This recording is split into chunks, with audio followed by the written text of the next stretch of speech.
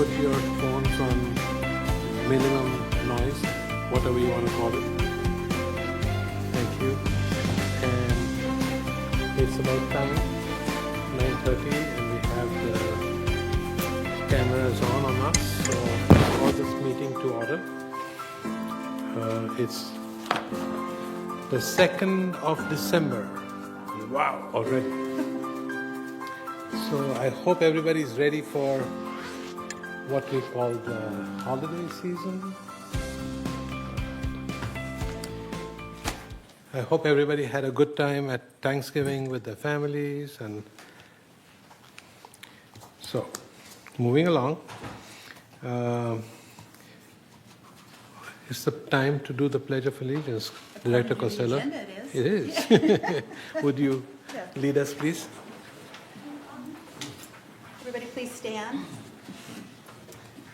I pledge allegiance to the flag of the United States of America and to the republic for which it stands, one nation, under God, indivisible, with liberty and justice for all. Lovely. Please be seated. Thank you. Okay.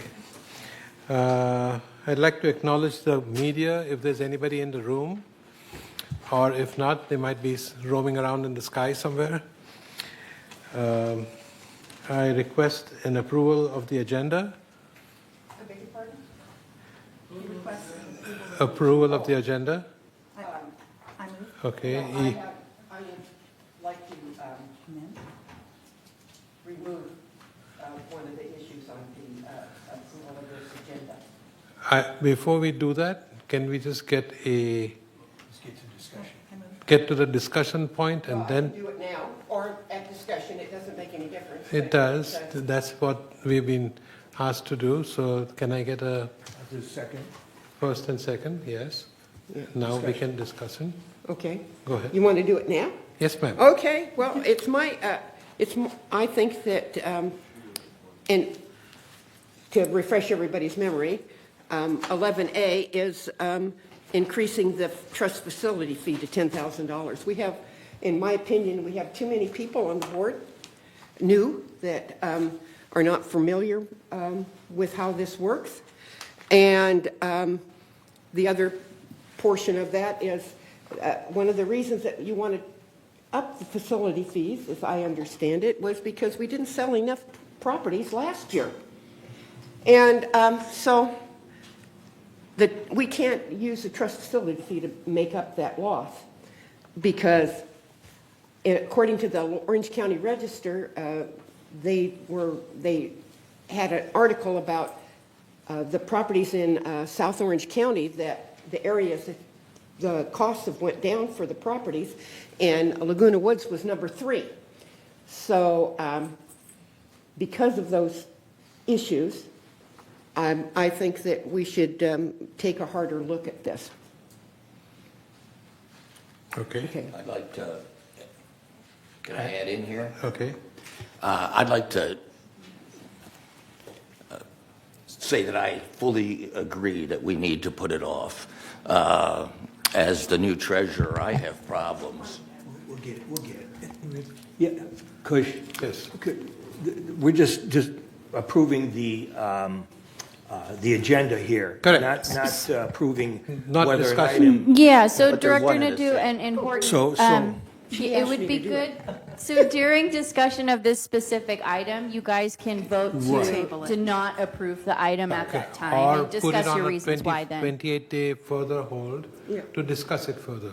Yeah. So we have choices. Okay. Okay, I misunderstood. I thought we were going to address it now. Yeah, that's what you Only asked the me. agenda approval. Well, Okay. Take a vote. you can do it at both ends, by the way. Yeah, but let's approve the Okay. agenda so we can keep moving on. So I have a first and a second, and all in favor of approving the agenda? Aye. Okay, thank you. Next item would be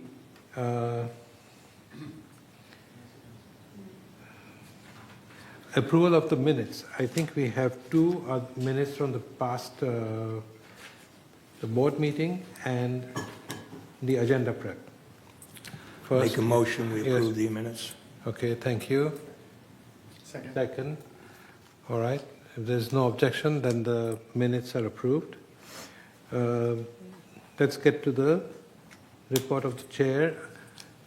Today, I have a few things written down, and like I started with, I welcome everybody. This is a holiday season. Also, this is our first meeting of the session, November, for the 25-26 year. I'm looking forward to working with all the different boards and creating a cohesive environment. We have many unfinished projects that we had last year. So let's complete with lasting results for our community. And without further ado, let's start the meeting. Thank you. Next item is our CEO's report. Thank you, President Vaughn, members of the board. Excuse my voice, I was at a football game this weekend and lost it. I'd like to start with a heads up that the annual mailing went out on Wednesday, November 22nd, and this contains the assessment letters, the annual budget report, and the annual policy statements. I also want to mention that it includes a form that lets you update your preferred delivery method for official mutual notices each year, and this is pursuant to Civil Code 4041. We ask that members submit the form back to us by Friday, October 3rd, 2026, so before next year's mailing. If not returned, we use the last written address on file. You can email this to information@vmsinc.org, or drop it off at the community center or mail to the general manager's office. I would like to share some reminders about your holiday waste disposal options. First, protect your pipes. We encourage holiday meals that generate extra fats, oils, and grease to be properly disposed of. Pouring these substances down the drain can lead to serious plumbing issues. To keep drains clear and running smoothly, allow your fats, oils, and greases to cool, and then pour them into an empty can or jar and place that in your green waste container. Please wipe pans and dishes with paper towels to remove residual grease before washing them. So, in summary, we ask that you don't put meat drippings, gravy, sour cream, shortening, mayonnaise, bacon grease, salad dressing, and cooking oil down the pipes. The next thing we want to share is what goes where during the holiday season. In the recycling container, you should put your cardboard boxes that have been flattened prior to placing them in the bin, shopping catalogs, holiday cards and paper envelopes, plastic bottles, cans, and glass containers. In the organics container, we can allow a small amount of green waste, uneaten holiday foods, and small amounts of cooking grease. Please place in the trash container envelopes with plastic padding, bubble wrap, bows and ribbons, wrapping paper with glitter or foil, and polystyrene foam, those little peanuts that come in your packages. We also want to let you know that we've received news that the Irvine Household Hazardous Waste Collection Center is permanently closing. This is closing due to the lease ending and Irvine having other plans for that property. The final drop-off day will be December 31st from 9 a.m. to 3 p.m. The alternate HHW centers will remain open in Anaheim, Huntington Beach, and San Juan Capistrano. We also wanted to make sure residents know that our commercial transportation routes 1 and 2 that were temporarily combined in September have now been restored to full service. So commercial 1 and 2 routes are now serving our customers, and we thank residents for their patience while we work through this staffing adjustment. And a reminder that holiday destination shopping is upcoming. This is taking place on Thursday, December 11th, and this will go to the shops at Mission Viejo, including the stores listed on the screen, Nordstrom, Macy's, etc. The bus will depart Clubhouse 1, the transportation hub, at 10 a.m. and return at 1:30 p.m. The cost is $10 per rider, and we ask that you please call transportation at 949-597-4659, starting Monday, December 8th at 8 a.m. to RSVP. And in terms of holiday decorations, we want to share a reminder. Decorations placed on common area turf impede our ability to mow the lawn. Crews will avoid mowing within 1 foot of decorations placed on the lawn. The next mowing is the week of December 15th. We also ask that you please do not place decorations on or in trees to allow safe trimming and maintenance of those trees. In terms of the Ting Fiber project, so far 873 homes are active and using the Ting Internet network. Crews are currently working in nodes 1 through 12. This is in the southeast area of our community in gates 1, 3, and 4. In the next 30 days, the crews will expand to nodes 13 and 15. This is the northeast area near gates 2 and 5. Broadband recently met with the Ting managers and aligned their work moving into 2026. In terms of the ambassador program, community engagement continues. There are pop-up events in the installation areas. Village Television continues to run the Ting pre-wiring processes and installation videos. For construction, fiber install, and frequently asked questions, and on-site ambassador event information from Ting Internet, you can visit tinginternet.com/Laguna Woods Village or email lagunawoodsvillageconstruction@ting.com. And lastly, as we head into the holiday season, please remember safety starts with awareness. Staying alert and reporting concerns helps keep our community safe. For emergencies, please dial 911. For immediate non-emergency concerns, call Security Services at 949-580-1400. And this is a 24/7 telephone number. If you want to report community rule violations, please use the community rule violation form found online. And that concludes my update this morning. And again, please excuse my voice. Did you win? Yes, USC won. So. Thank you, Siobhan. Good report. And I hope your voice comes back to normal pretty. So, moving right along, the next item is to open forum. It's 3 minutes per speaker, and it's a whole lot of mumbo jumbo over here, which I would like resist to read all that, but everybody seems to know the rule over here. Please be calm, no foul language for anybody. And Michaela, if you please could read that paragraph for me, I would really appreciate it. Yes, I apologize. Let me pull it up. So it says, at this time, members only may address the Board of Directors regarding items not on the agenda and within the jurisdiction of this Board of Directors. The board reserves the right to limit the total amount of time allotted for the open forum to 30 minutes. A member may speak only once during the forum. Speakers may not give their time to other people. No audio or video recording by attendees, and no rude or threatening comments. Members can attend the meeting by joining the Zoom link. It's listed on the agenda, or call 1-669-900-6833 or email meeting@vmsinc.org to have your message read during the open forum. We have 5 speakers in person today. The first speaker is Juanita Skillman.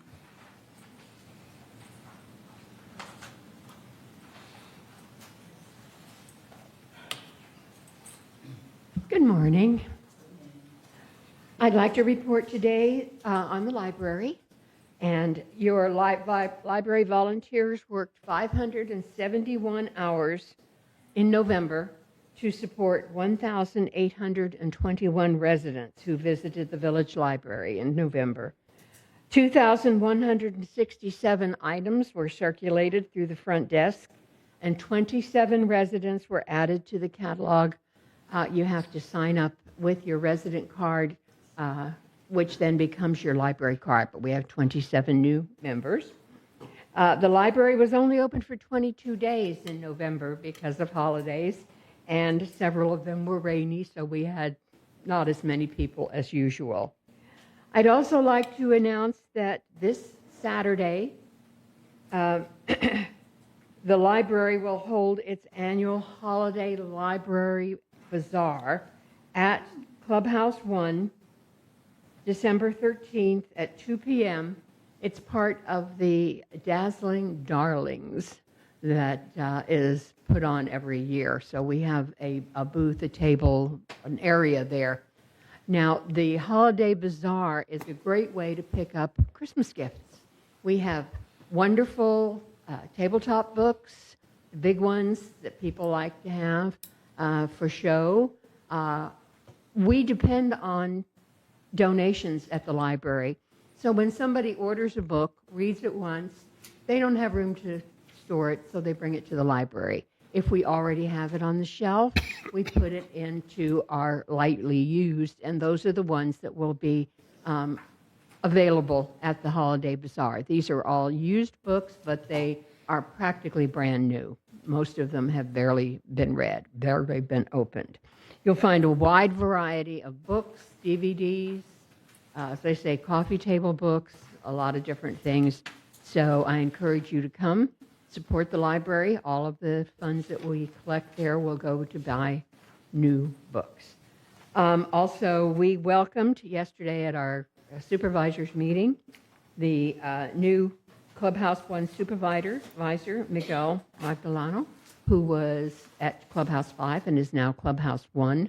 And the library, like the History Center, also kind of falls under Clubhouse 1. So we welcome Miguel. Thank you. Juanita, I have a question. Absolutely. At the beginning, you said it was this Saturday, but then I believe you went back and said it was the 13th. I just want to make sure. It is Saturday the 13th. There you go. I'm sorry. That's okay. I just didn't want people confused. No, my That's okay. my December's running all together. And what are the hours? 2 o'clock. I think it's like 2 to 4. 2 to 4, okay. Clubhouse 1. Clubhouse 1. Okay, thank you, thank you. Next speaker is Annie McCary. And before Ms. McCary starts, I would like to recognize her that she's our new mayor. Soon to She's be. Mayor pro tem right now, and on December 17th, correct? Yes.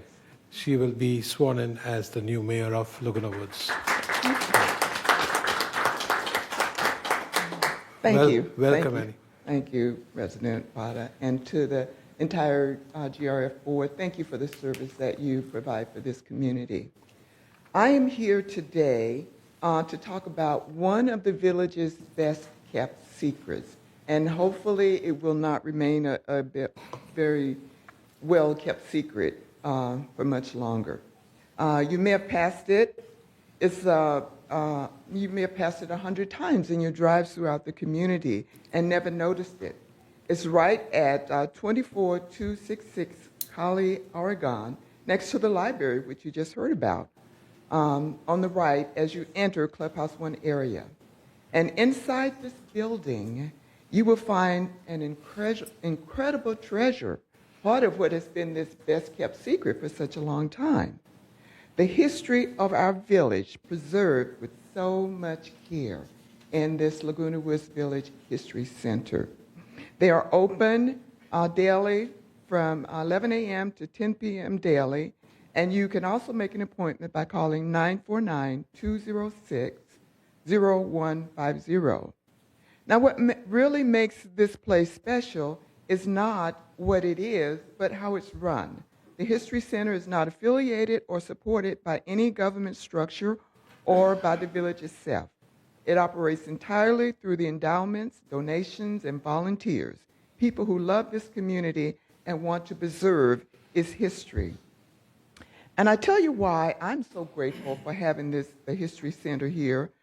For years, as president of the African American Heritage Club, I have carried all of our documents and our scrapbooks and all of the newspaper clippings in the trunk of my car. And every time it got hot or the trunk got crowded, I would think, I hope these documents don't get damaged. I even moved them into the house, but then at the next club meeting, I couldn't find them. So I kept them in the trunk of my car. And now I discovered the secret that the History Center preserves for a small fee, yearly fee. They preserve all of our documents in a way that they won't get damaged. They have copies of all the previous Globe articles where I used to clip those articles and put them into the scrapbooks, and now they're all faded away. We don't need to do that anymore. It's all kept at the History Center, and the records are kept safely, and anyone that's on the list in my club that want to come in and review those documents, they can do so, and it's very easy. So the History Center, for those of you who are involved in clubs or who have club documents in the trunk of your car, the History Center is a definite alternative to that. So I invite you to stop by, give them a call, and find out any additional information. Again, Monday through Friday, 11 a.m. to 1 p.m. The call number is 949-206-0150. Thank you. Thank you, Annie. Next speaker is Chris Collins.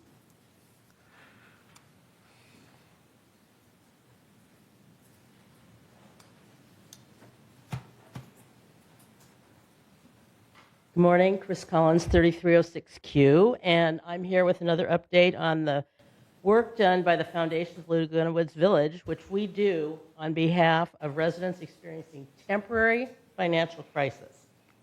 Neighbors helping neighbors and changing lives.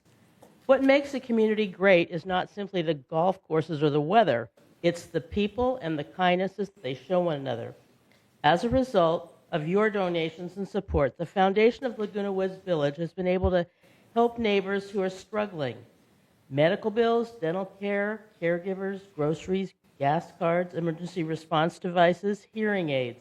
The list is long, but the real story is simple. These acts of help change lives. Every dollar donated becomes something real. Safety, relief, dignity, a fresh start. Recipient thank you notes show how your donations impact and help and heal and change lives, and here are a few examples. I just wanted to thank you from the bottom of my heart for the Foundation's caring assistance. I know I was just an anonymous case, which makes me appreciate your gift so much more because I know your kindness is there for everyone who needs your help. We are so fortunate to have the Foundation. All your help caring for us seniors deserves more than a thank you. The Stater Brothers gift cards put a smile on my face and a reminder of your caring and help. I can hear now. It's the hearing aid. It helped me. It helped me. It helped me. I just want to write to try to express how much the gift of the power chair is changing our lives. My husband already feels more independent and capable of taking care of himself. I was so afraid that he would fall again. This will help him stay among the living longer. Thank you for the extra life we will be able to share now. Thanks to the Foundation of Laguna Woods Village for providing me with an emergency response device, I now feel safer and more protected in my own home and everywhere else. Thanks to everyone in the Foundation for the exemplary work you do protecting and caring for your neighbors. Thank you for your support of the Foundation of Laguna Woods Village. And if you need assistance, please contact Social Services at 949-597-4267. That is the entry point for Foundation assistance. You can contact the Foundation at the Foundation Laguna Woods Village at gmail.com, or you can go to our website, which is the foundationoflagunawoodsvillage.org. Because in this village, no one should have to face hardship alone. Thank you. Yeah. Thank you, Chris. Two more. Next speaker is John Cornell.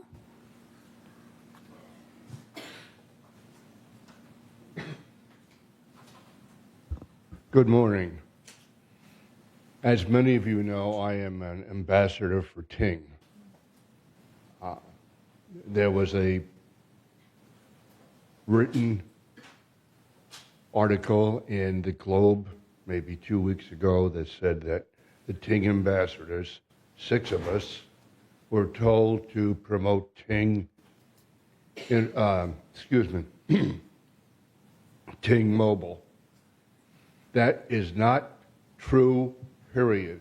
And I feel that we were all tarnished by that comment by a disgruntled ambassador. We spend 3 or 4 hours at events. I don't know how many hours I've spent answering questions, not at events. And I would just like to clear the air that we were not told to do anything like that. Thank you. Thank you, John. One more final speaker, John Beckett.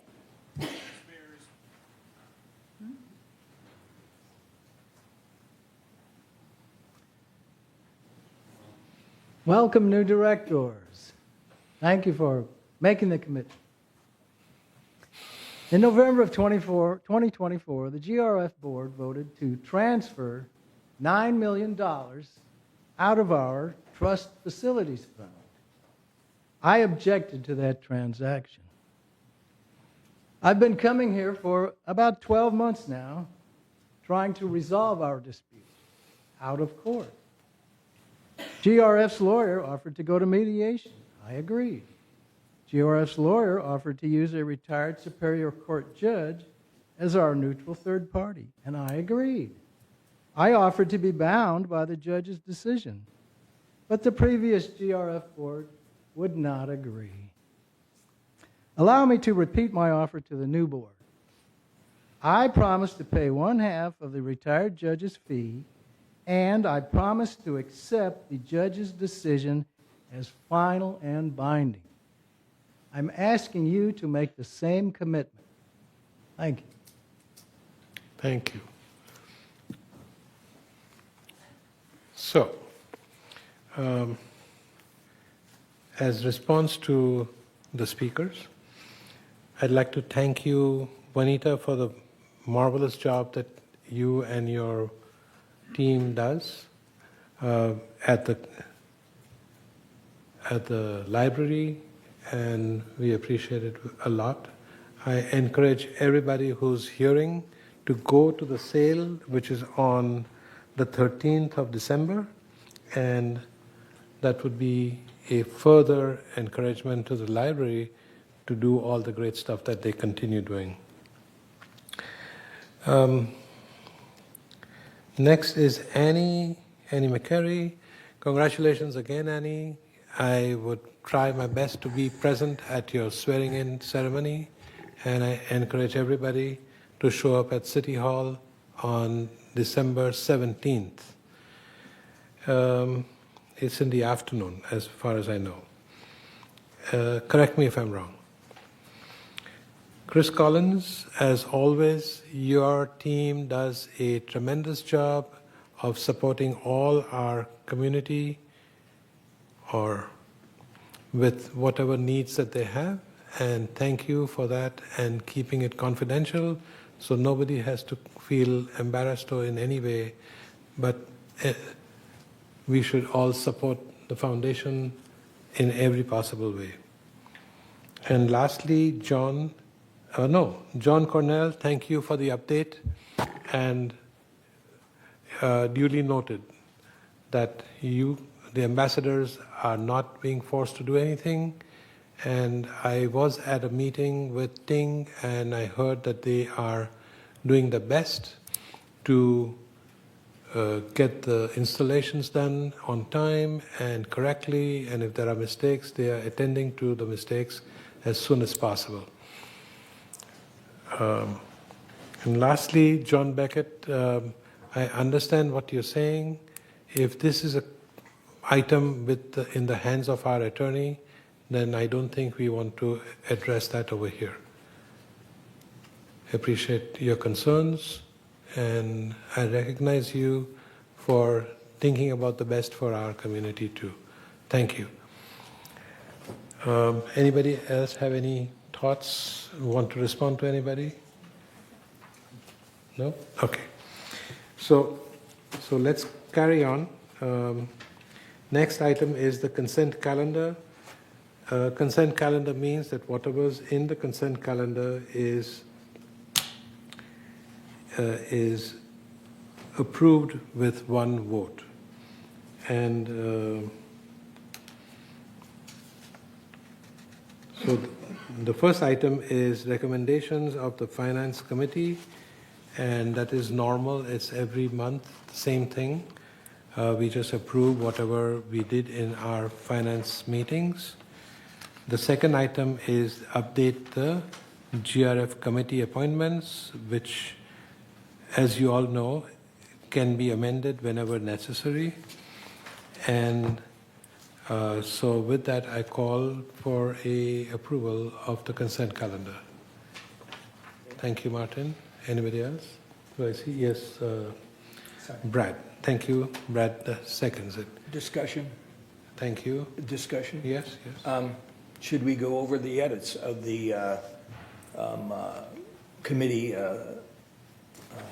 attendees that, so that If you we have an desire, understanding as to who's on and who isn't? It's typically with consent calendar, it's just one big motion to approve. We usually don't read through the changes in the committee appointments. we could review it We did in further the if you past. want in the closed session. Okay, well, I just wanted to air it to others, but okay. Okay. Yeah, it is published on the website, Okay. as well as Team Up for viewing, in case anyone wants to view it. All right. If there's no other objection, then the consent calendar is approved. Next is 11A. We have a 28-day notification for a member review and comments of the Civil Code, 28-day notification for members to review the comments of the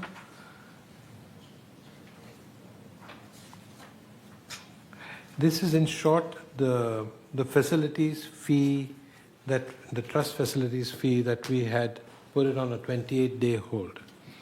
So I think Yvonne brought it up earlier, and do we want to discuss it? That we You want Steve to make a staff report? Sure. Steve here. The staff report is a little thin in my book, but hi, Steve. Couldn't be better. Before we do that, can we create a motion? Okay, so let's get a motion going. Sorry, with my reading glasses, I couldn't see anywhere over there. So we're going to read the resolution first. Thank you. Thank you. I can go ahead and read it. Resolution 9025XX, trust facilities fee from $7,500 to $10,000. Whereas, as trustee of the Golden Rain Foundation Trust, the board of directors of the Golden Rain Foundation is required to maintain and improve the recreational and other amenities available to all residents of Laguna Woods Village. And whereas the board of directors finds that reinstatement of the capital contribution to the trust originally required to be made for each manor sold will ensure the continuation of the amenities that make Laguna Woods Village unique. Now therefore be it resolved December 2nd, 2025, that as trustee of the Golden Rain Foundation Trust, a declaration of trust recorded March 6, 1964, the board will impose a fee to be known as the trust facilities fee in accordance with all terms and conditions contained in this policy statement and in California Civil 4580 as amended by Senate Bill 1128. On all transactions involving the purchases of a separate interest in any of the trustors' common interest developments, United Laguna Woods Mutual, Third Laguna Hills Mutual, and Mutual 50, each of which is hereinafter referred to as a trustor, within the city of Laguna Woods as an obligation of the purchasers. Effective January 1st, 2026, for purposes of determining effective date, purchase contracts entered prior to January 1st, 2026, in which escrow opens before January 1st, 2026, and closes on or before March 31st, 2026, are deemed transactions occurring prior to the effective date. And resolve further that the trust facilities fee will be a fixed amount as provided herein and as determined from time to time by the trustee of the Golden Marine Foundation Trust.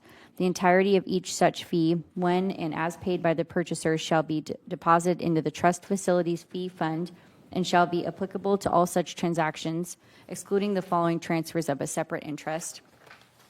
To save time, I'm going to skip reading 1 through 5. Resolve further, effective with escrows opened or purchase contracts signed on or after January 1st, 2026, the trust facilities fee shall be set at $10,000 for units with a sales price of $200,000 or higher, and $3,500 for units that sell below $200,000 until modified by the trustee. And resolve further, in accordance with Civil Code 4580, each new purchase of a separate interest in any of the trusters' common interest developments within the city of Laguna Woods to which the trust facilities fee applies shall, in compliance with Civil Code 4580, have the option to either pay the fee in its entirety at the time of transfer or pay the fee amount pursuant to an installment payment plan for a period of 7 years. I'm going to skip the next paragraph. Resolve further that Resolution 90-2138, adopted October 5th, 2021, is hereby superseded and canceled to the extent that it defers effective January 1st, 2026. And resolve further that the officers and agents of this corporation are hereby authorized on behalf of the corporation to carry out this resolution. This resolution was on 28-day notification, and it's to be satisfied today at the board meeting. Thank you, Michaela. So now, what is the next step? We need a motion and We already have a motion. No, the resolution is read, and then you need to... Okay, so let's make a motion.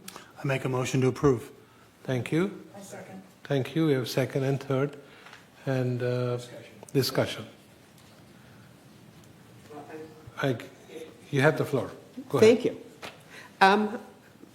I just think that there's too many new people on the board to make a decision about this.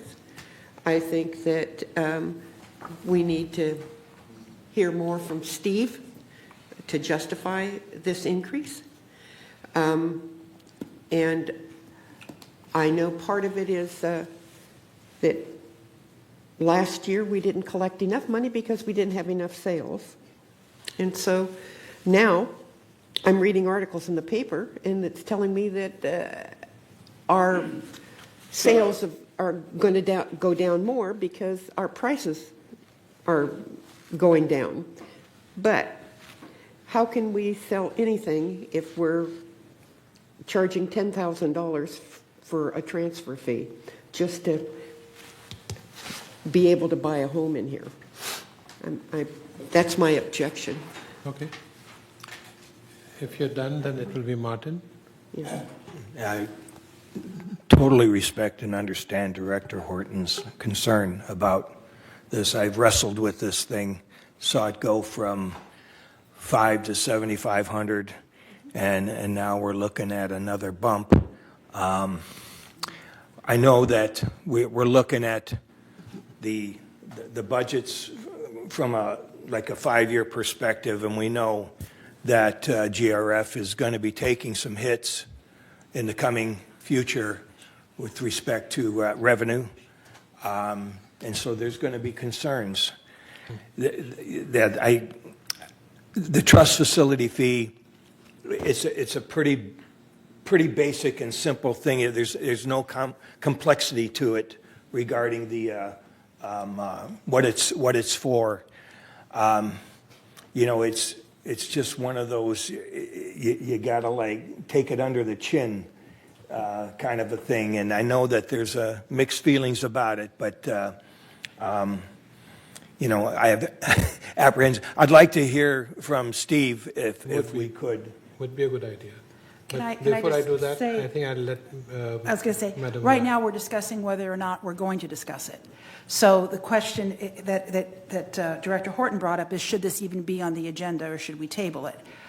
And then, yeah, that's... It's on the agenda. Well, no, but... I'm asking to table it. Exactly. Now she's asking to table it. And we haven't voted whether or not we're going to even discuss the resolution yet. So I think that's the first question is it active today? Or do we, so we would vote that down, correct? If yes or no, and then we would accept her recommendation to table it? Yeah. Well, technically, the GRF board last month approved this item for a 28-day review. So Correct. members of the village had this past month to review this item, and then it's brought back to the board again for final approval, essentially. That's where we are. Today is the day to approve the 28-day. No, today's the day to approve. To approve We've it. gone through the What I 28 mean, days. approve means the end of the 28-day Yes. approval. Right. Correct. Can I make a couple comments before Steve speaks? Number one, it's a fallacy to think that we're doing this because less units sold last year. That was never a topic of discussion. The reality is, well, it isn't. I mean, the reality is this is a 60-year-old facility, and we have a lot to spend on. So that's number one, and our responsibility is to maintain these facilities. If you're trying to compare Laguna Woods Village to Seal Beach or some of the other properties, they don't have anywhere near the amenities that we have to maintain. The reality is Ting has taken a big bite out of our reserves. It probably wasn't properly planned for and budgeted, and we're having to just take significant amounts of money out of reserves to pay for that. And the reality is the one-time fee is an opportunity for us to help recover that and get the reserves back where they are. And it's a lot easier to collect money from 600 people that want to move in here than 17,000 residents that already live here and have paid their dues. That's my opinion on it, and I want to make sure we take a vote on approving it. I agree. Yes. Let me vehemently disagree with my friends who think we need more money. I need more money. Is there anybody in the room that doesn't need more money? Let me give you some numbers. We've increased the fee by 500+% in the last 14 years, while inflation was up 40%. Now the staff report says in the future we're going to raise it by 3% a year, or whatever the CPI is. Well, we haven't for the last 14 years. We've raised it something like 13 to 15% every year. We've gotten ahead of ourselves. Now let's look at the reserve report. The reserve report that we just published said that we need to contribute $7,500,000 to reserves in 2026. Do you know how much we've budgeted for reserves in 2026? $9.5 million. And that extra $2 million is coming out of the $10,000 as far as I'm concerned. I don't see a justification for raising it $2,500 because we would like to have more money and because we're an old facility. Let's be fair and let's not create barriers to new homeowners. I would like to chair it, and I have a number of problems with the resolution as it stands today. And one of them, of course, is the amount of money that we're asking the new homeowners to contribute. The reserve study says we needed $77,500,000. That should be our target. And if we can go with $7,500 for the fee, let's stick with that because it isn't required by the reserve study. The fact we're an old facility, the fact that we've spent heavy, that was a decision the GRF made. And we shouldn't be penalizing the new homeowners because the GRF made a decision to invest $16 million in a broadband. I'm vehemently against approving it now. I would like to see it postponed and let the Finance Committee have a new pass at it. If you're done, anybody else? Yes? You want to say something? No, he wants me to talk. Steve. Okay, Steve. So I guess we're discussing it. So just for some clarifications, and forgive me for contradicting. But the overall amount the reserve study is explicitly stating is approximately $12 million. The $7 million that you're referring to is just the facilities. But you have a facilities fund and an equipment fund. When you combine the two, you're looking at about $12.5 million is what's to be expected to be spending per the reserve study in 2026. So Director Reinhardt said it really well in terms of these contributions are intended to better your facilities, to maintain your facilities. The opposite end of this is you have the monthly contributions, right?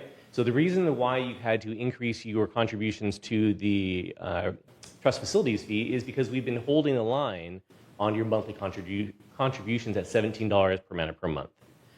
In 2026, the board approved $23.50, so it did go up. The intention is to hold that for a few more years, right? But you will need to increase this fee in order to accommodate all the expenditures that you have planned in the upcoming years. As it stands right now, over the next 2 years, even 3 years, you are going to be outspending the amount of money you contribute, even with this additional funding of about $2 million to the trust facility fee. So if you do not approve this today or in the near future, you're going to see a considerable decrease to your overall percent funding.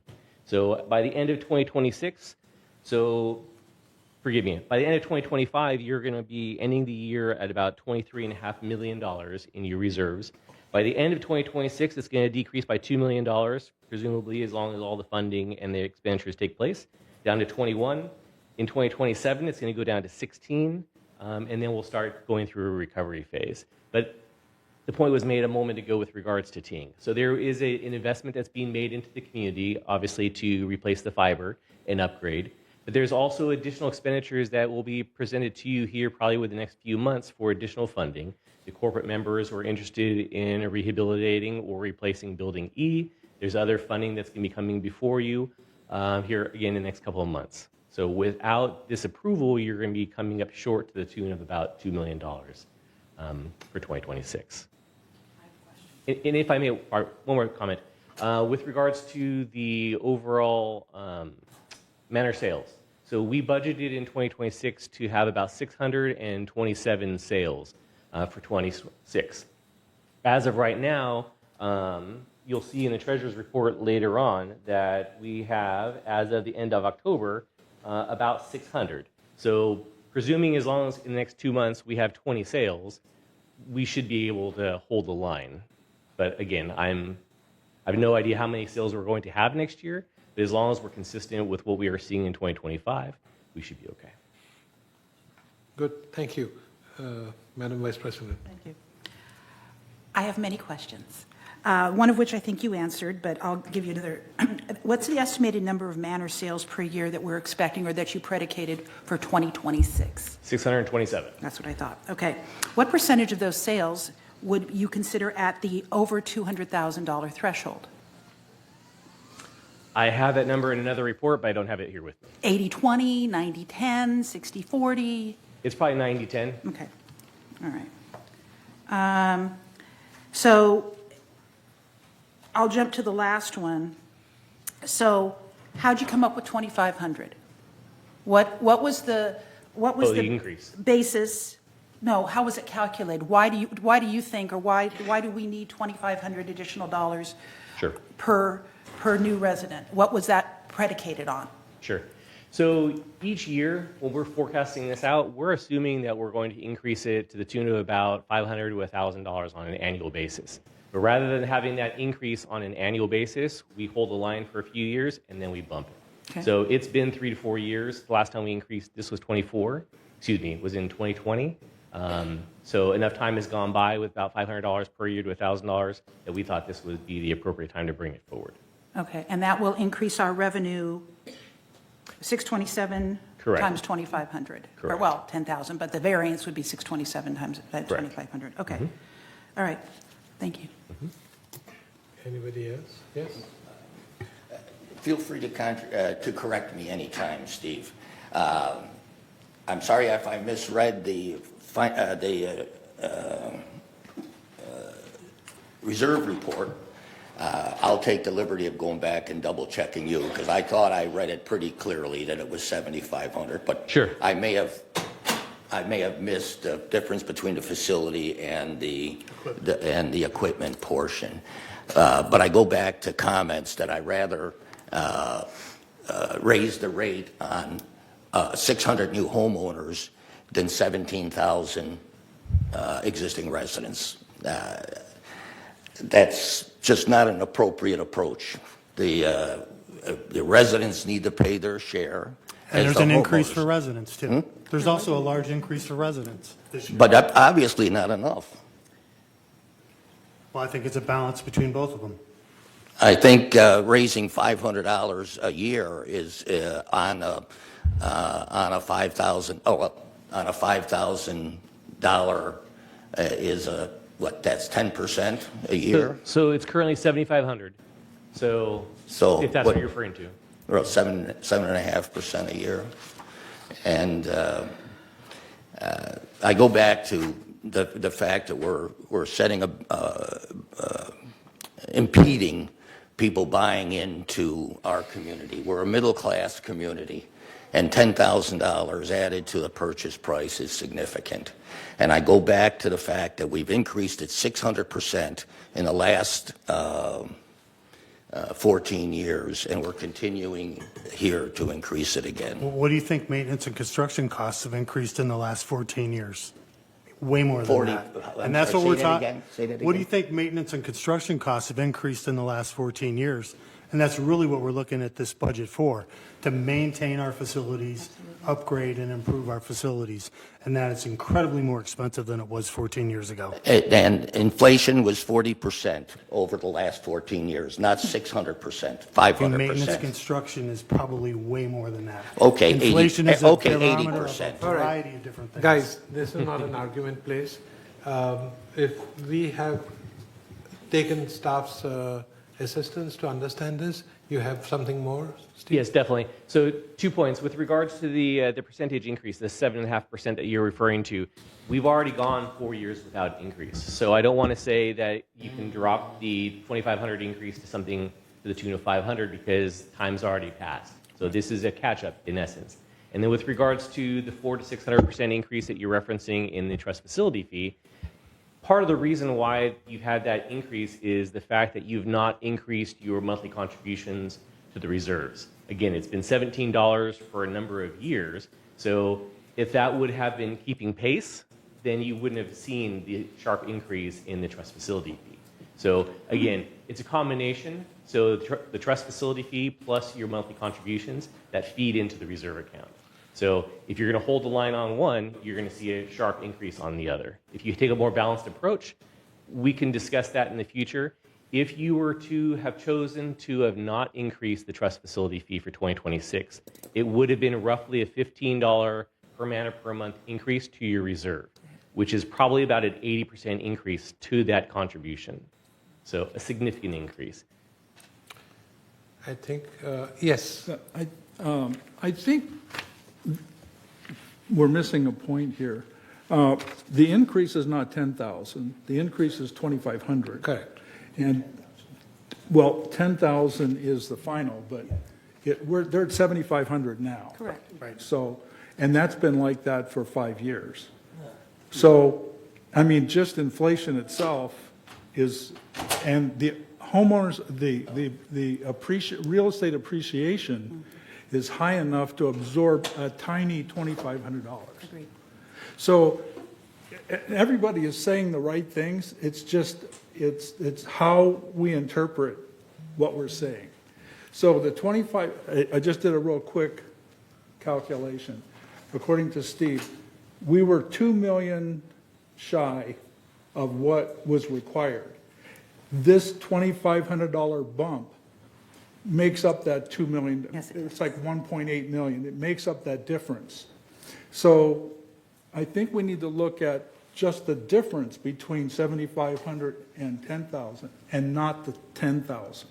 We're only looking at $2,500 over the period of 5 years, which is minuscule compared to the real estate value. Thank you. Yes. Martin.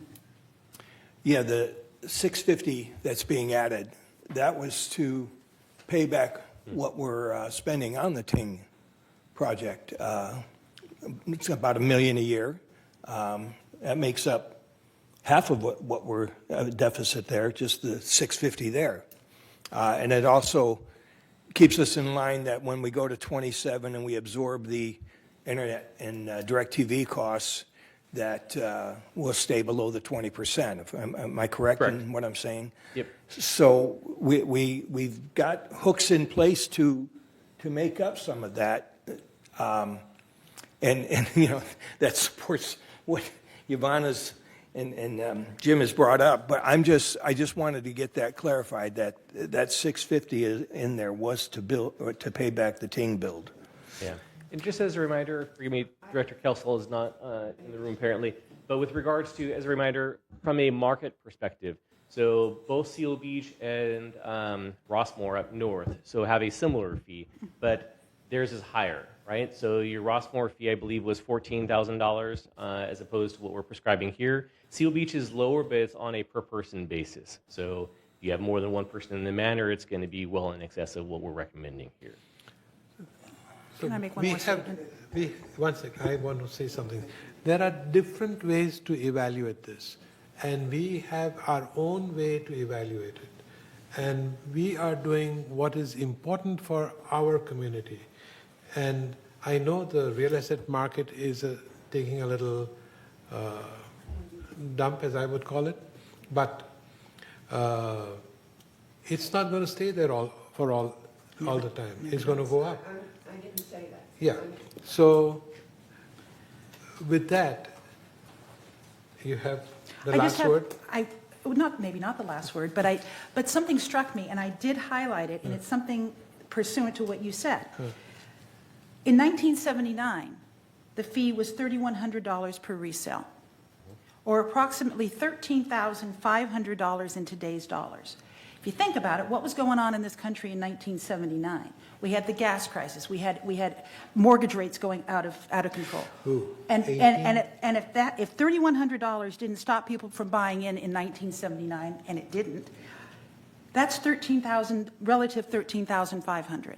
So I don't think this to Carmen's comment.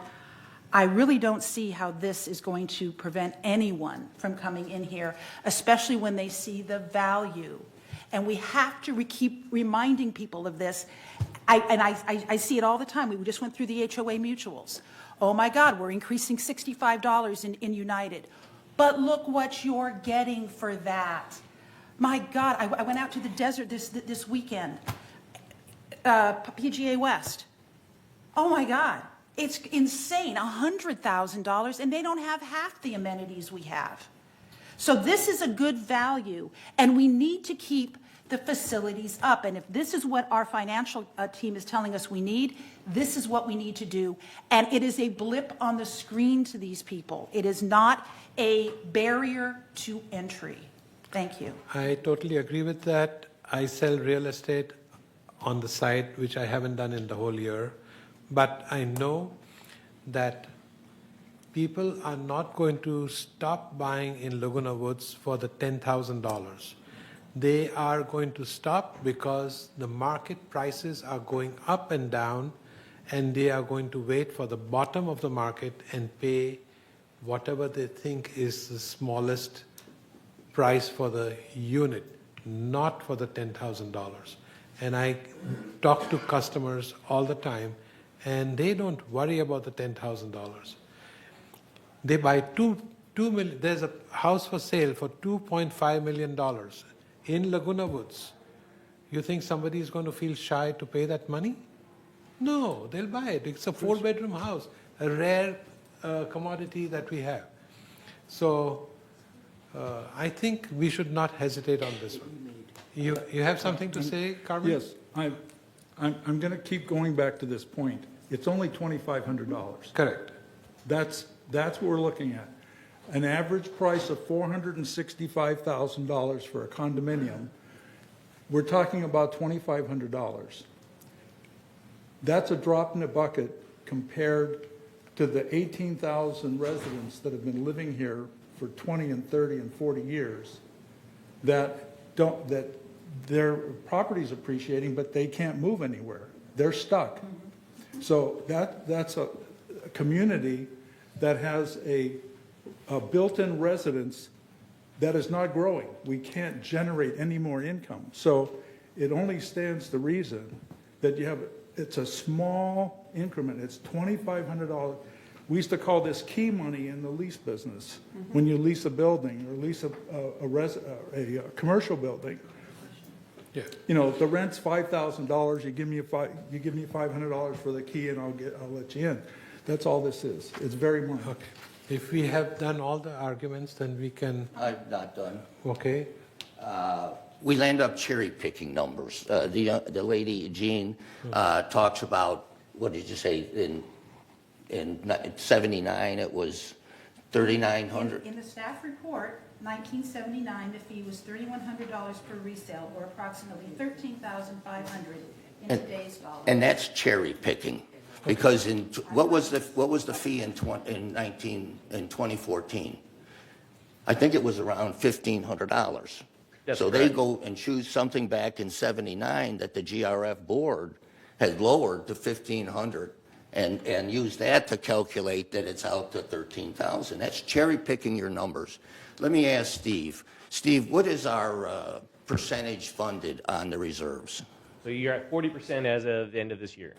You have 40%, which matches the recommendation. at the end of this year. And how is 40% as a health measure for reserve? That is per year reserve study. That is in the yellow zone, right? So It's considered fair, if I remember the words they use. Correct. 40%, I don't know about other HOAs, but 40% is one healthy percentage of funding in reserves. yeah, you're in the medium zone. So we don't recommend you go above the 40. Our main concern is going below 40. Yeah. Right? So as of right now, you're where you should be based upon the current funding that we're recommending. If you decline this, you're going to start decreasing. We're already planning a decrease because we're spending more money in the next 2 years than you're bringing in. If we didn't do the 2,500 to 1.5 million, Sure. our reserve would drop to what, 38.5%? Forgive me, I can do that. Approximately, Let's check an down. acceptable level under any circumstances. As of You know, right now. I've used up all my words on it. I'm in I request we disagreement. take a vote on it, because people aren't going to change their minds. I call the question that if all in favor, raise your hands. Are we voting online? Well, yeah, and I do want to let you know there is a member comment if you guys are willing to accept the member comment. Okay, member comment. Charlie Prater. Dick Rader? No, Charlie Prater. Charlie Prater. Over here. Sorry. Good morning. I heard Dick Rader, that's why I'm saying that Dick doesn't look like that. Good morning, Mr. Chair and Board. Did he I say- just have a clarity question. The trust fee that we're talking about, I don't have a problem with what you're doing. Are there any restrictions on the spending of this money? Can it be put in just any account? And how much of this money, if possible, because I heard somebody say this cannot be used as a reserve builder, but I could be wrong. I heard this, so I want clarity. Can this money be distributed just in any way? Are there any restrictions on how this fee can be spent going forward? Oh, we can go to Costco with that. Why don't you let Steve answer I'll that? let Steve answer that. Sure. Yeah, 100% of this money is restricted. It is 100% of it is going into your reserve funding and can only be spent on reserve projects. When the money comes in, it is placed, you'll see on your fund balance sheet on your financial statements that it's deposited into the trust facility fund. And then based upon the board's decisions, it is allocated between the facilities fund and the equipment fund. But again, it's 100% reserve funding and can only be used for such purposes. And the purpose of the reserves is to maintain your GRF facilities. Thank you. Thank you, Steve. Did it answer your question, Charlie? Yes. Thank you. All right. So let's move forward and let's call the question to vote on this. And are we doing it online? Okay. So yes means approve and no means we negate this thing. So let's vote Oops. It's not working. I think it's got Brad's name on my, Well, no, mover is Brad Reinhardt. Huh? The mover is Brad Reinhardt. The yes is below it. Or no. It's Or not abstain. accepting it. okay, that's fine. I shouldn't have said. Oh, it did. Cool.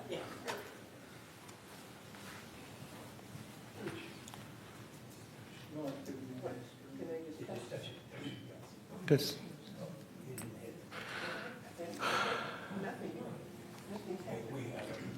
I have a mouthful your mouse. Click your mouse.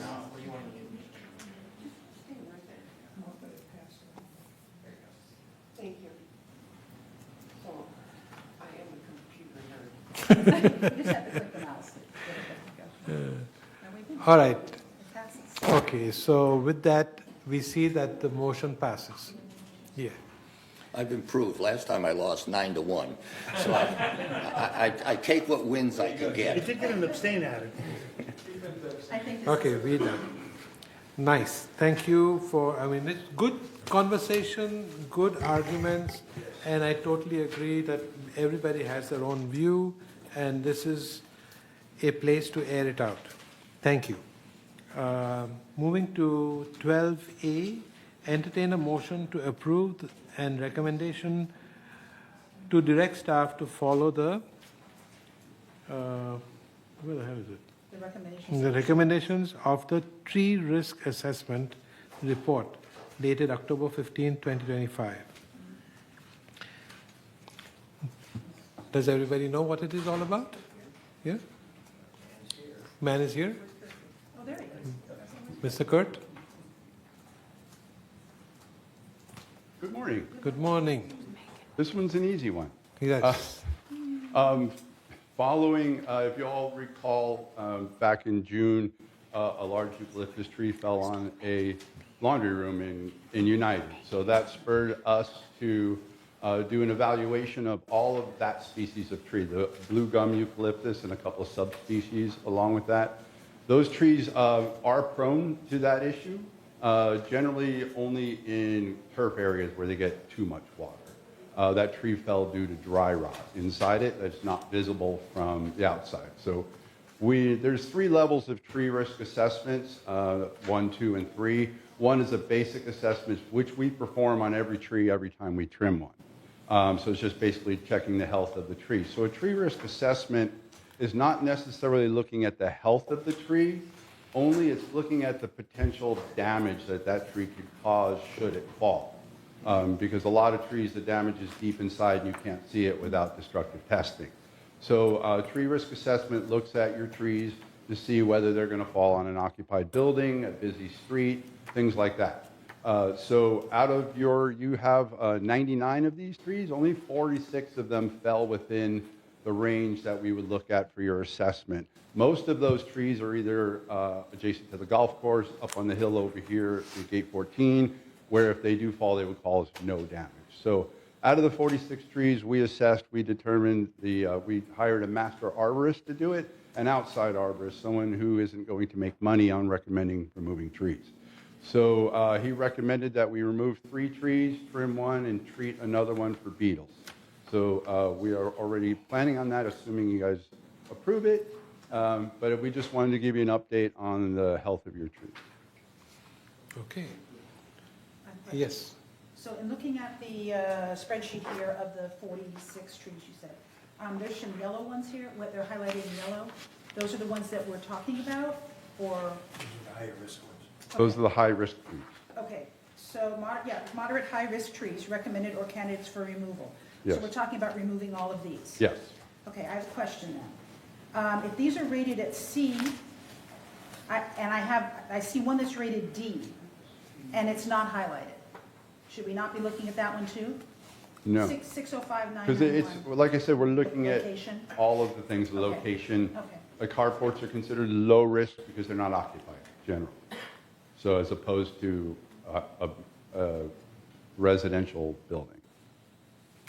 What happens if that tree falls on a carport where people's cars? Right, so we look at all the factors involved, the health of the tree, what it's going to fall on, where it is, the age of the tree, et cetera. So if you boil down the report, it boils it all down to just removal of 3 trees that require removal.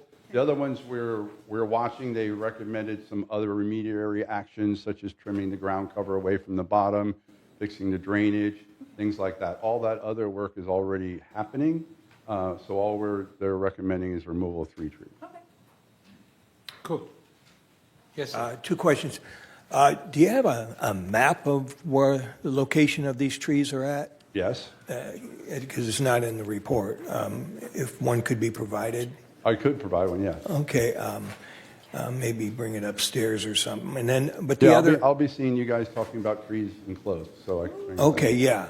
The other question is, do we have a cost associated with the, I didn't, Yes, it's in your report. well, it is in here. I was It's in the looking last thing. It's $10,150. to remove those Correct. Yes. trees? Okay, Yes. thank you.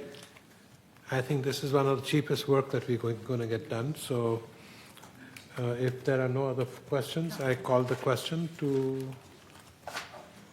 approve this, or can we vote? Do we Yes, have to one make more a question? motion?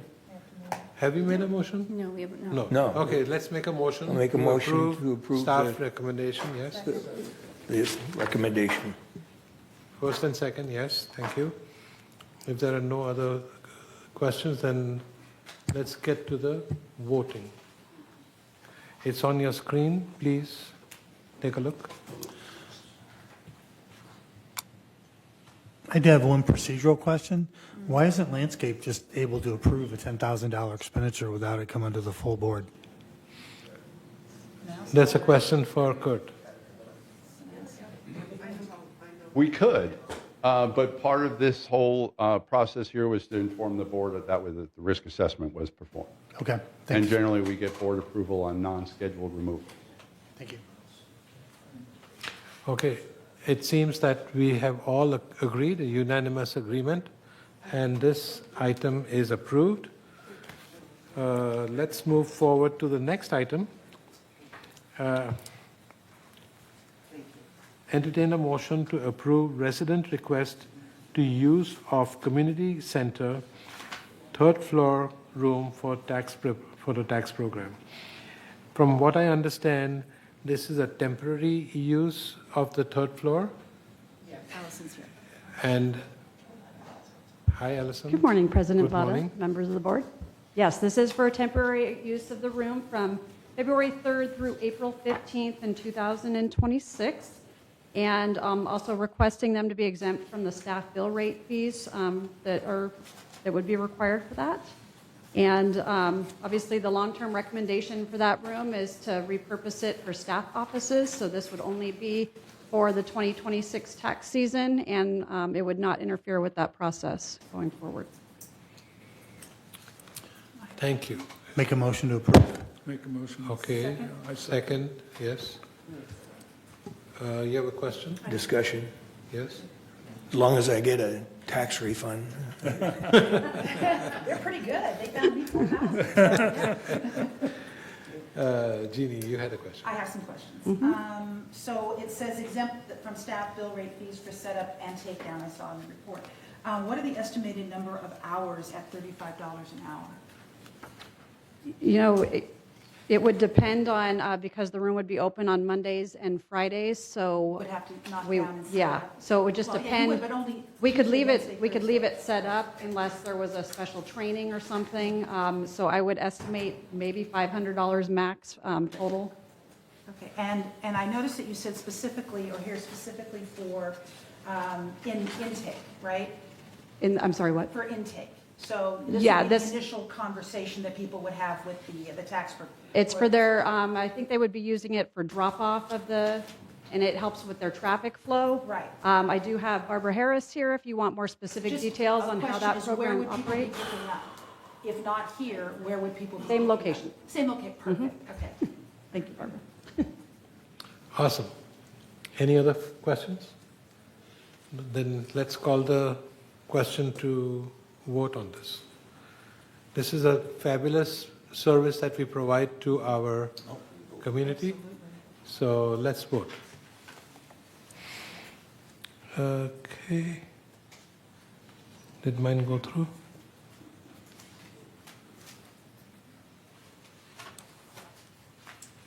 Okay. We have 6. Who's pending? John, No, no. John? We have 1, 2, 3, 4, We need 5, Brad's. 6, 7. I don't have anything up. So give your vote to them. They will add it in for you.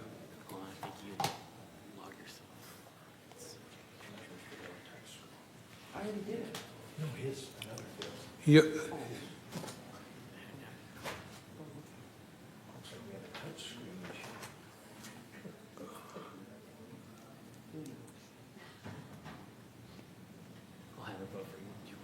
Yes. but what is yes? Sorry. We forgot about the reading. Okay. Michaela. Michaela, Yes. we did not read the resolution this time. Would you like me to quickly read it? Beg your pardon? Would you like me to read it? For record, because people are hearing it, Sure, no problem. I can if you read don't it. mind. Yeah. Yeah. Okay. Resolution 9025XX, resident request for use of community center third floor room for tax program. Whereas resolutions 9012-132, 9018-03, 9012-12, and 9016-18 establish guidelines for shared costs and fees. Certain fees can be imposed upon users of various recreational facilities to control crowding, mitigate overusage, and recover operating costs. And whereas the room reservation fees administered by the Golden Rain Foundation of Laguna Woods Board of Directors adhere to the shared cost guidelines established in Resolution 9012-132, whereby certain fees can be imposed upon users of various recreation facilities in order to control crowding and minimize overusage and to recover operating costs. And whereas the resident requests the use of the community center third floor room for the Laguna Woods PC Club free tax program as a design tax document drop-off or designated tax document drop-off areas on Tuesdays, Wednesdays, and Thursdays from February 3rd through April 15th, 2026. And whereas the use of this room would alleviate crowding, improve efficiency, and streamline operations while ensuring a more comfortable and safer environment for resident taxpayers. And now, therefore, be it resolved December 2nd, 2025, that the Board of Directors of this corporation hereby adopts an exception for the resident request to use the Community Center third floor room for the Laguna Woods PC Club free tax program as a designated tax document drop-off areas on Tuesdays, Wednesdays, and Thursdays from February 3rd through April 15th, 2026. And resolve further that the officers and agents of this corporation are hereby authorized to carry out this resolution as written. Thank you. Motion passed 7-0. Motion has passed. Just a quick question for Bonnie or Allison. The waiting room area, is there anything that can be done to improve the waiting room area for, it's up to the chair. Yeah. Sure. Thank you. My name is Barbara Harris. I've been running the tax program for the last 15 years here. And we are asking to use the old gym, and we want to pay for it too. We want to give a donation to GRF or whatever for the use of that room between February and April. And any of you who have been upstairs during tax season, when we have 250 people in that hallway, you know that it's not really easy for us to, manipulate people. So we are willing to pay for the room. We are willing to purchase furniture for the room. We are willing to do the setup and tear down, and that room will be used to house all the taxpayers, plus drop-off, plus pickup. And the tax processing will take place in the PC classroom. And in addition to that, if we get this room, we will open up the back part of the PC Club workshop to allow people to come in to prepare their own tax returns free of charge under our guidance. So that's our request. Any questions? Thank you for your donation. Oh, you are welcome. Yes. We already have donated 21 computers to the community. Yes. And we get residents who actually give us donations. The PC Club's a 501c3 organization. We have people who donate out of their RMD to help us support this tax program. And we also receive grant money from United Way. So we share that with you, we share it with the PC Club, and we share it with the Mac Club. So, Fabulous. I think this is a terrific program which doesn't exist probably in many, many locations. And I congratulate you and commend you for running this program. right, and you Yeah. can thank our 60 volunteers. Wow. Yeah, that's terrific. I have a question, a point of Definitely. clarification. Understanding that this is for the 2026 tax season. Correct. Right? I hear you say about purchasing tables and chairs and all of that. This is a temporary housing, right? Correct. This is not a permanent housing, because I know that we're looking at the third floor for other.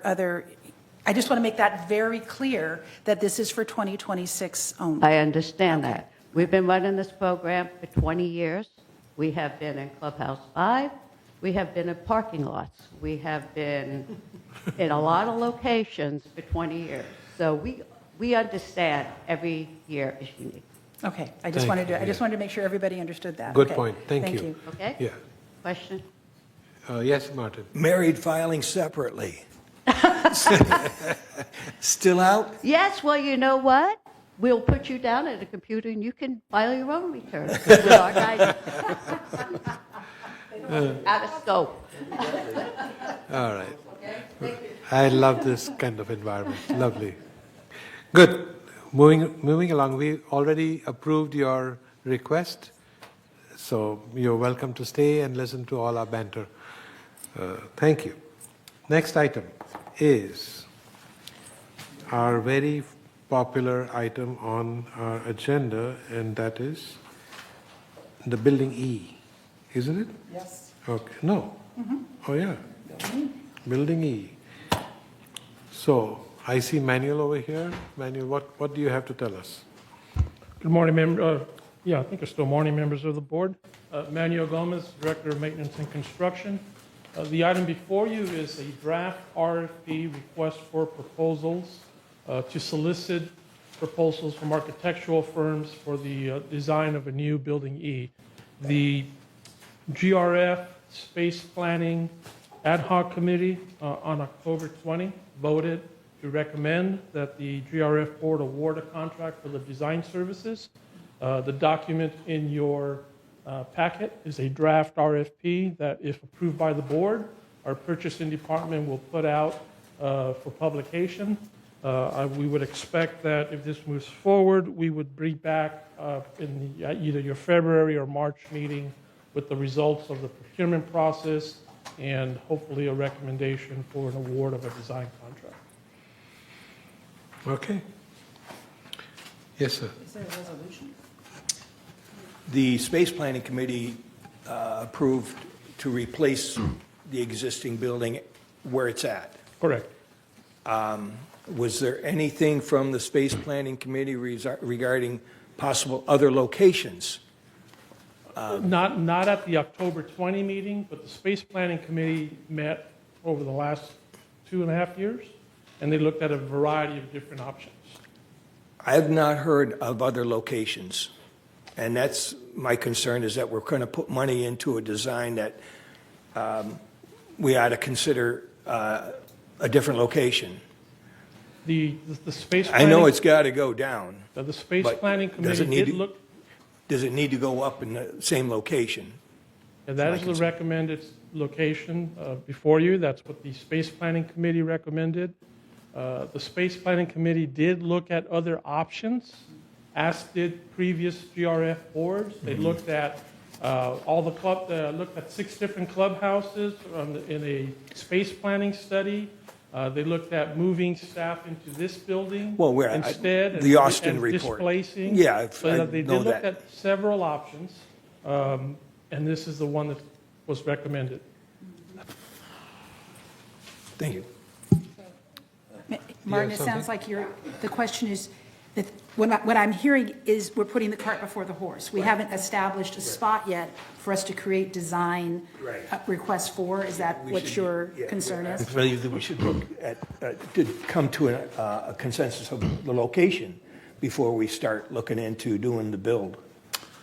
Yeah. I would also like to say that I disagree with building an office building. If we need additional space for offices, I would look at building a facility that would move ping pong, PC club out of this building and give a full-service Oh, I disagree. office building here. That's fine, you'll get to talk. My point is, I think that this really needs further study. I mean, I know that there was a large push a few years ago to build a grand-new office building. Then we looked at last year at what we could do with the existing building in the maintenance yard, which was not feasible to repair. But I still believe that this is a very sensitive issue. Whatever we do is going to require corporate member approval, and I think that we need to look at it a little bit more thoroughly before we go forward with the design on the existing building. That's my point. I think we should bounce back to the committee. Yes. Okay. Yvonne, you had something to say? I'm sorry. My comment is that we need to build a building E, and the reason why we need to build it in the same spot is because everything is there.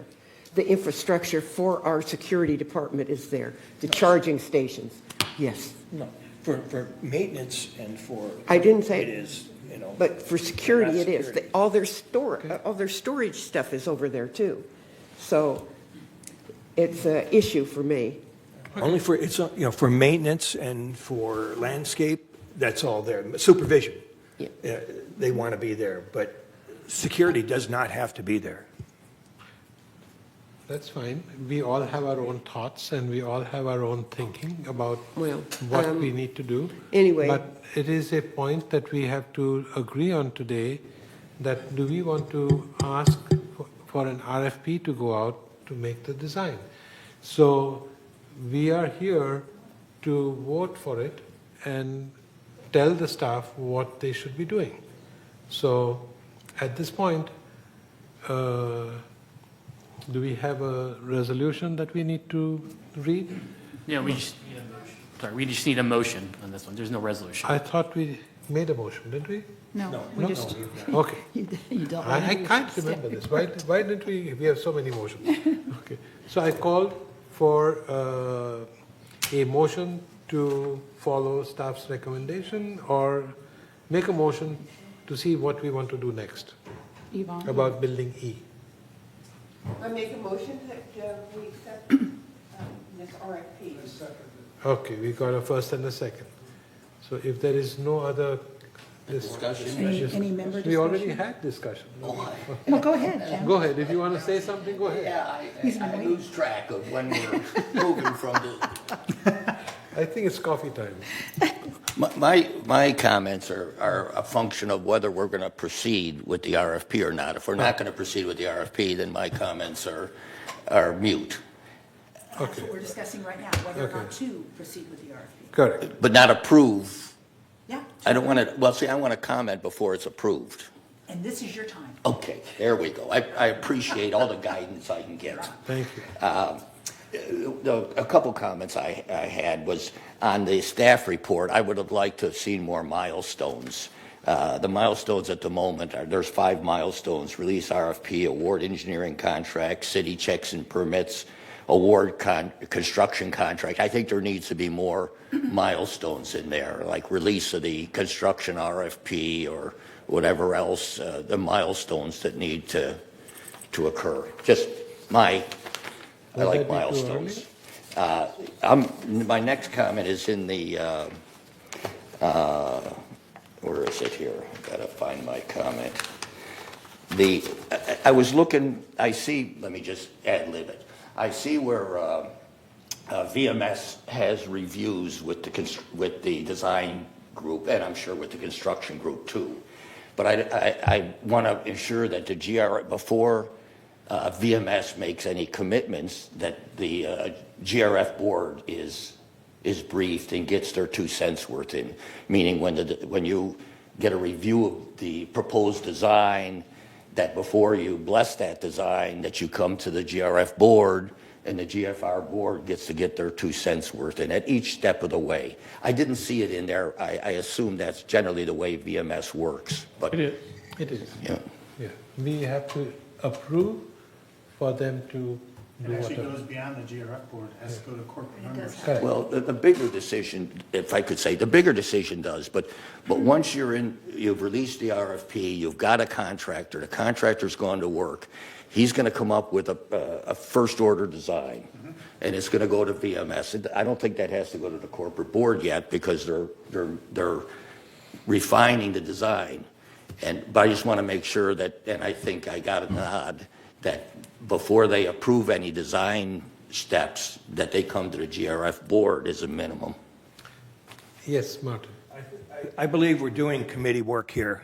I can respect getting an RFP, but sending it back down to committee for the committee to maybe pursue a couple other RFPs at other locations to see what might work best. I don't think that there's been enough research done by the committee to establish that that is the location. And it's just the opinion that I wanted to express. Yes. We do have a member comment as well. We have a member comment? Okay, Mr. Charlie. Thank you, Mr. Chair.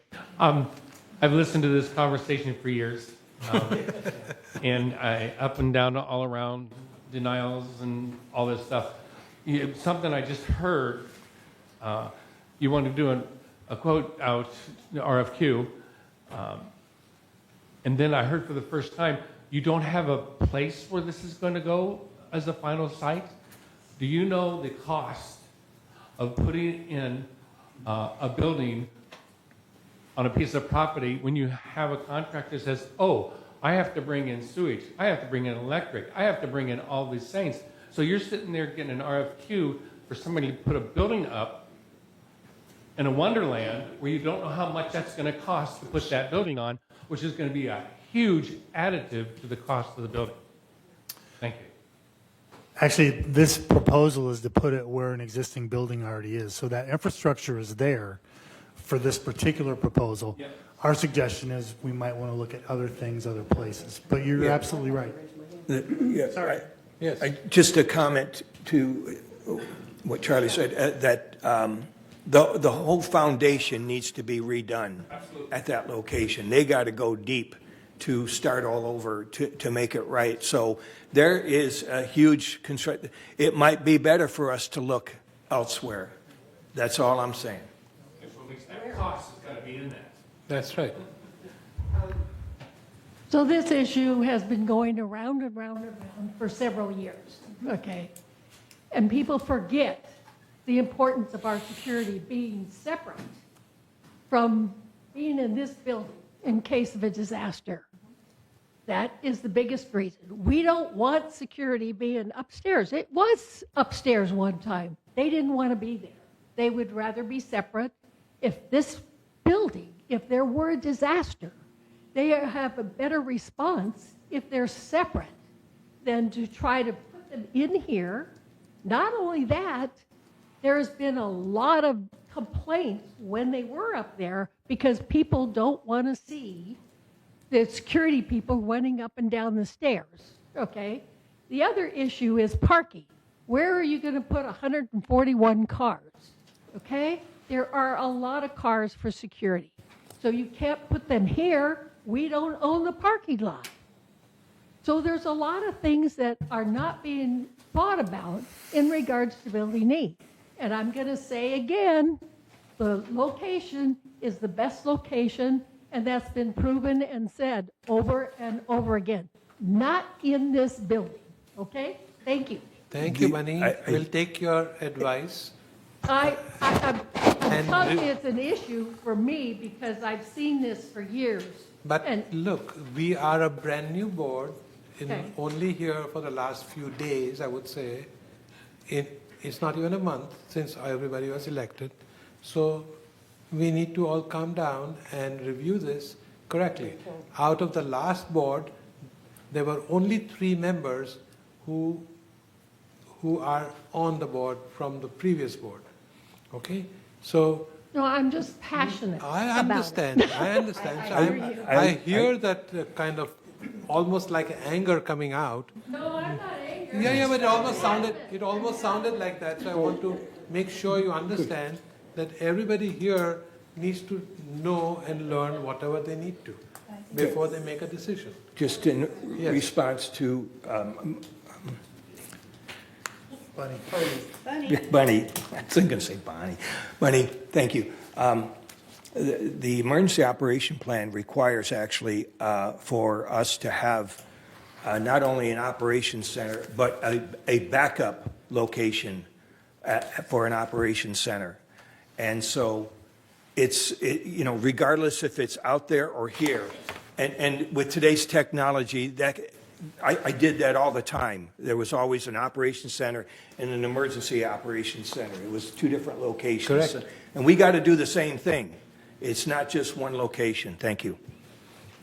Yeah. So it's a brand new ball game for us. So we'll get it done. It's taken how many years now, Manuel? 4 years, 5 years? Sorry? Back to square one. Not to square one, but we'll 2011. work faster. 2011. But I'm also trying to... 2011, okay. Somewhere around there. But how many years has the staff been in this rental place? 2 years? Like that. So far? Yeah. And they are working out of that place, and they're not going helter-skelter. They're still there. But they can do it. And we'll talk more about it and get it done. And I know one thing which I want to emphasize is that if I take a project on hand, I want to get it done. That's the bottom line. I don't want to dilly-dally and waste time. So, team, I want to talk to you about that if we take this project on hand, we will get it done. Okay? So, with that, do we want to vote now? I'd like to comment. Or you still have? Okay, go ahead. Well, just one last time. Last comment. After that, we vote. My last comment. In the statement of work, I would like to see more milestones that you establish for the design contractor at what points he gives this one level of design, the next level. I'd just like to see more milestones. That's it. Okay. So are we ready to vote? Guys? Wherever. I feel like we're putting the cart before the horse. I feel like we're moving forward. But Jeannie. Wait a minute. No, wait. Let me finish. Okay. Okay. Right. Okay. We're going to throw, and I say throw money. I mean we're going to put money towards a path that we haven't even agreed is the correct location, nor have we gotten the HOA's input for the overall $4 million that we're going to spend, and everybody is going, yes, that's where it's going to be. We start doing this, we're going to have a bunch of angry people here. I agree. Because you're spending, and I don't know how much because there was no estimate here, how much money in design of a place that we might not land on. Because I haven't heard that we've landed on a place yet. I've heard a lot of great arguments, and I'm not saying that we wouldn't end up there. But I think we're putting the cart before the horse here. I know everybody wants to get it done, but why throw money when we're not even sure of the place? And that's what I'm hearing. So I'm sure of the place. well, okay. But we as a group have not agreed that is what it is. So, Carvin? Well, I think we're spinning this almost exponentially. The building E, and it was 2014 when that was supposed to be rebuilt. And that's when all of the, infrastructure was looking at that. And then it got put on the back burner. Meanwhile, the building was practically falling down, and we were moving people out of that building over here. So we're paying rent over here for these leases for the security and maintenance. They belong back in E, where the building was originally, where they had their history, their infrastructure, everything was built there, parking, everything that was required, and easy access to the public, et cetera, et cetera. So the RFP that they're talking about here was for the committee, the space planning committee was talking about, okay, so we've got this basically a square footage that they're going to have to tear out. So you've got a deconstruction cost and then a rebuild. So the issue isn't where this is going to go. That's already cast in stone. It was 2014 is when the process, that building was supposed to be either torn down or refurbed in 2014. The funds were even set aside to do that because it's part of a maintenance and construction and some capital. So if you open a can of worms, you can just keep going around and around and around about, okay, now we're going to put it over here, now we're going to put it. E is E, it's where it's located. That's where the people came from. That's where the people should go back to. So the RFP, I think, is a proper thing to do to get a benchmark. After you get the RFP, it comes back to the board.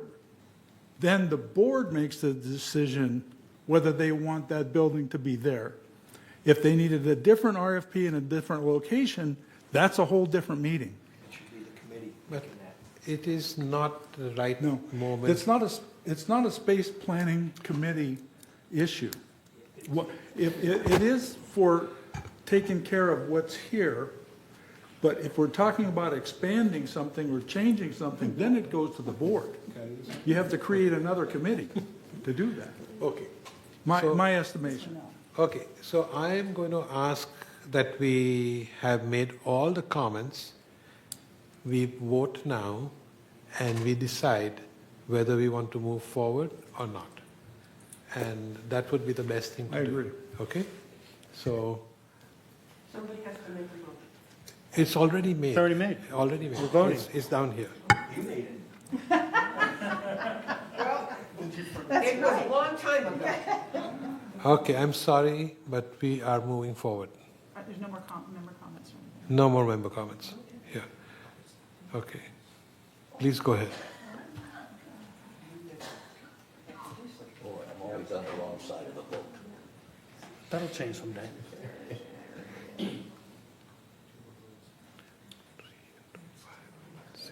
Somebody has not voted. Okay. All right. So with that, It passes. 3-3. That doesn't no, pass. it's not a majority.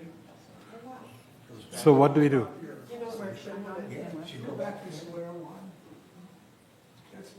So we have John Kelso on Zoom right now. We're just trying to get him to jump on. He's not here. He's on Zoom. Okay. John, do you want to provide your vote for this item? I approve. Okay, thank you. It goes forward. So the motion passed 4-3 Okay. to 1. Okay. Thank you. You won. You won one. But it was by a hair.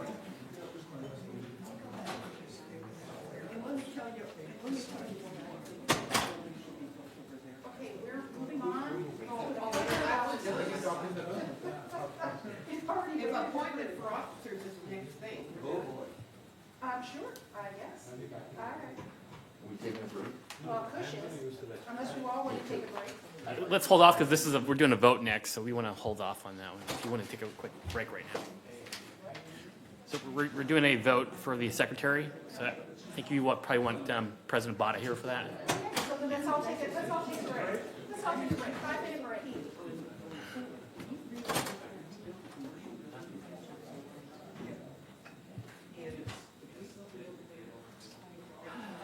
Building D.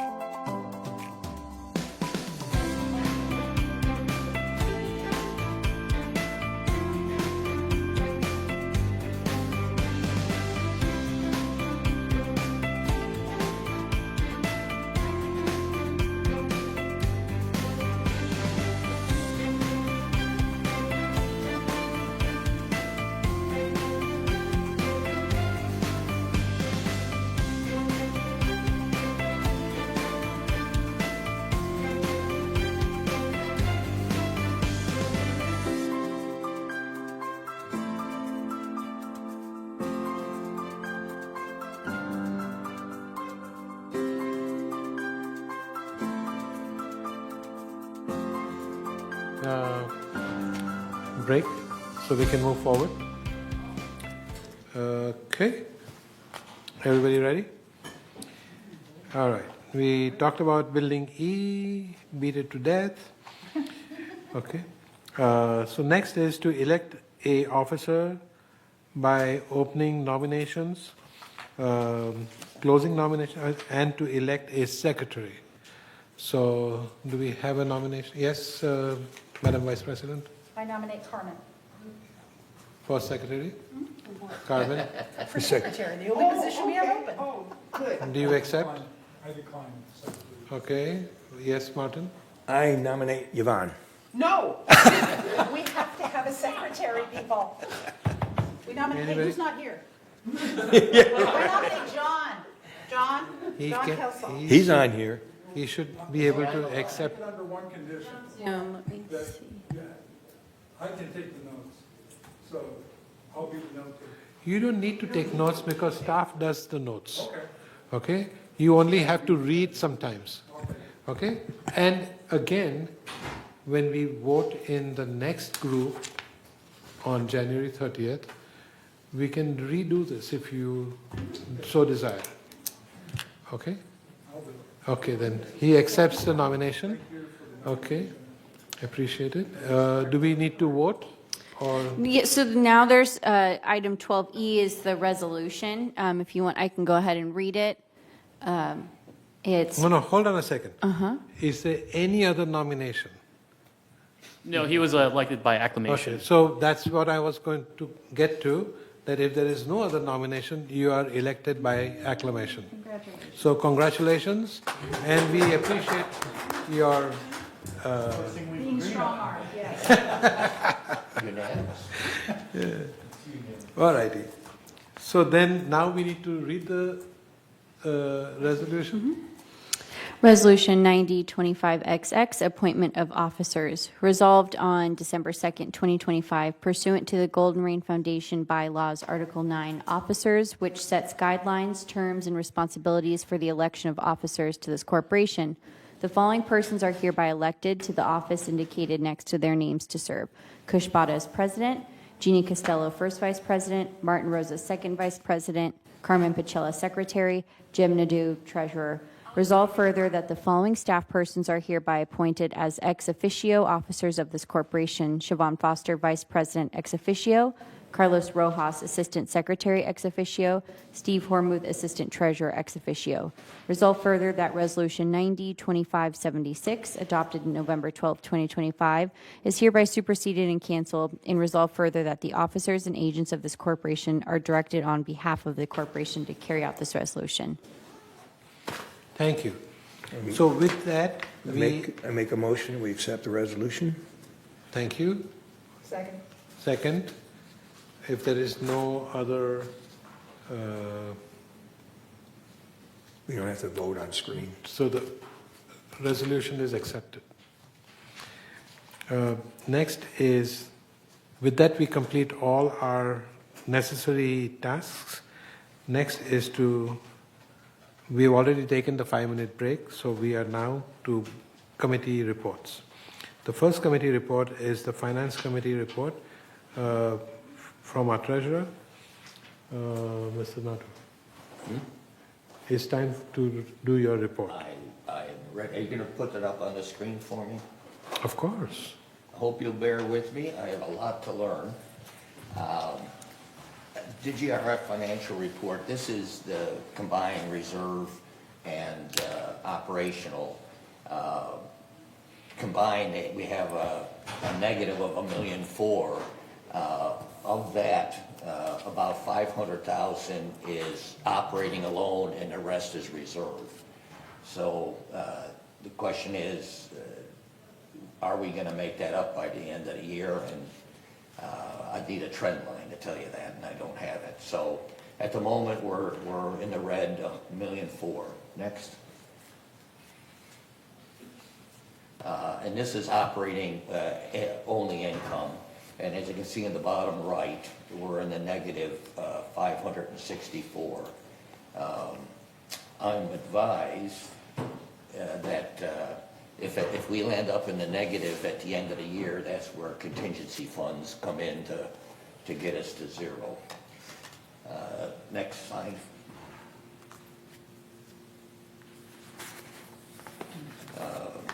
There's considerable detail in the write-up, but you can see the employment compensation, other expenses are the timing of staff usage, fuel and oil, miscellaneous revenues, insurance. The new insurance came into effect on 1st of October, and there were increases in the insurance costs.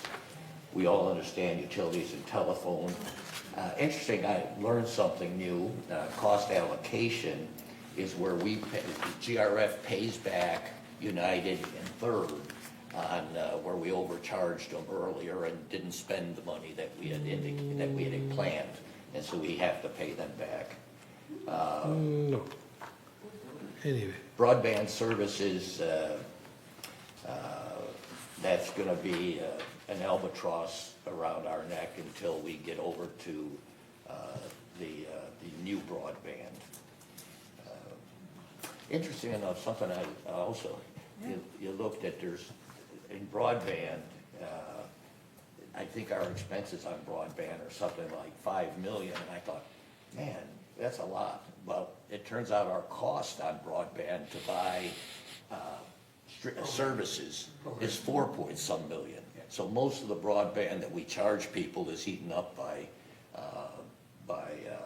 the services that we have to pay for. Next slide.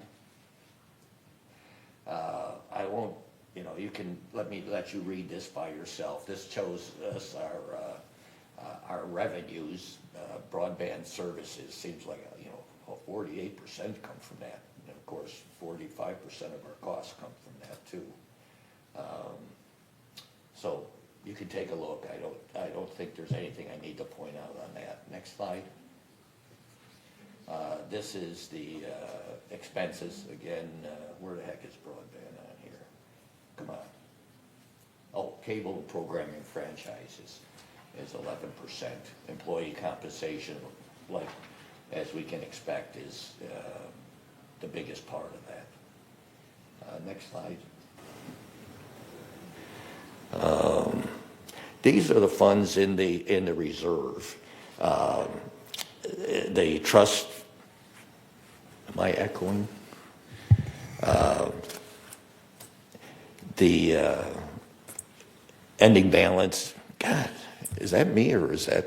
It's okay. You're just being It's just that you were closer to the microphone now. Move closer or away? No, you were further away. Now we So your microphone was not on, and I turned it on a moment ago. It's now on. Oh, thank you. One of the things that the Finance Committee will be addressing is the $15 million, $16 million in trust facilities. That's a GRF board decision on how that money is allocated to facilities and equipment.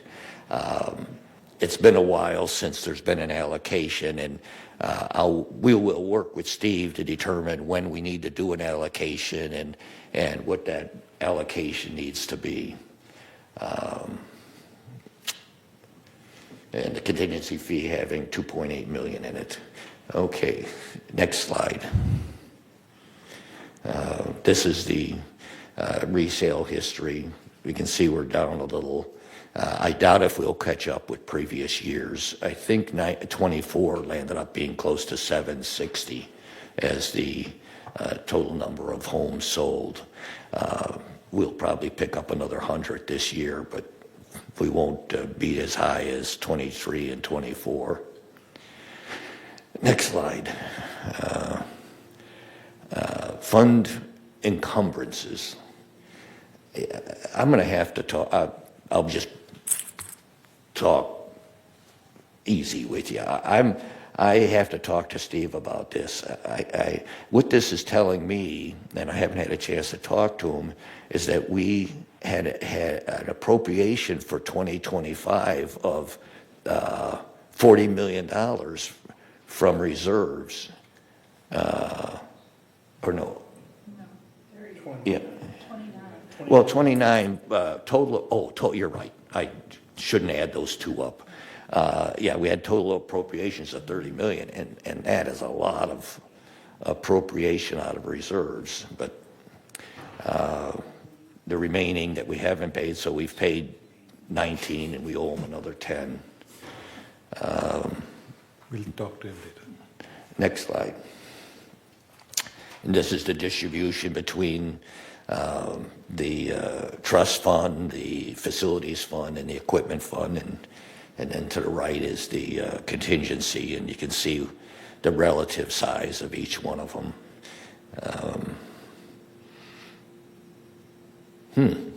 Okay. Okay.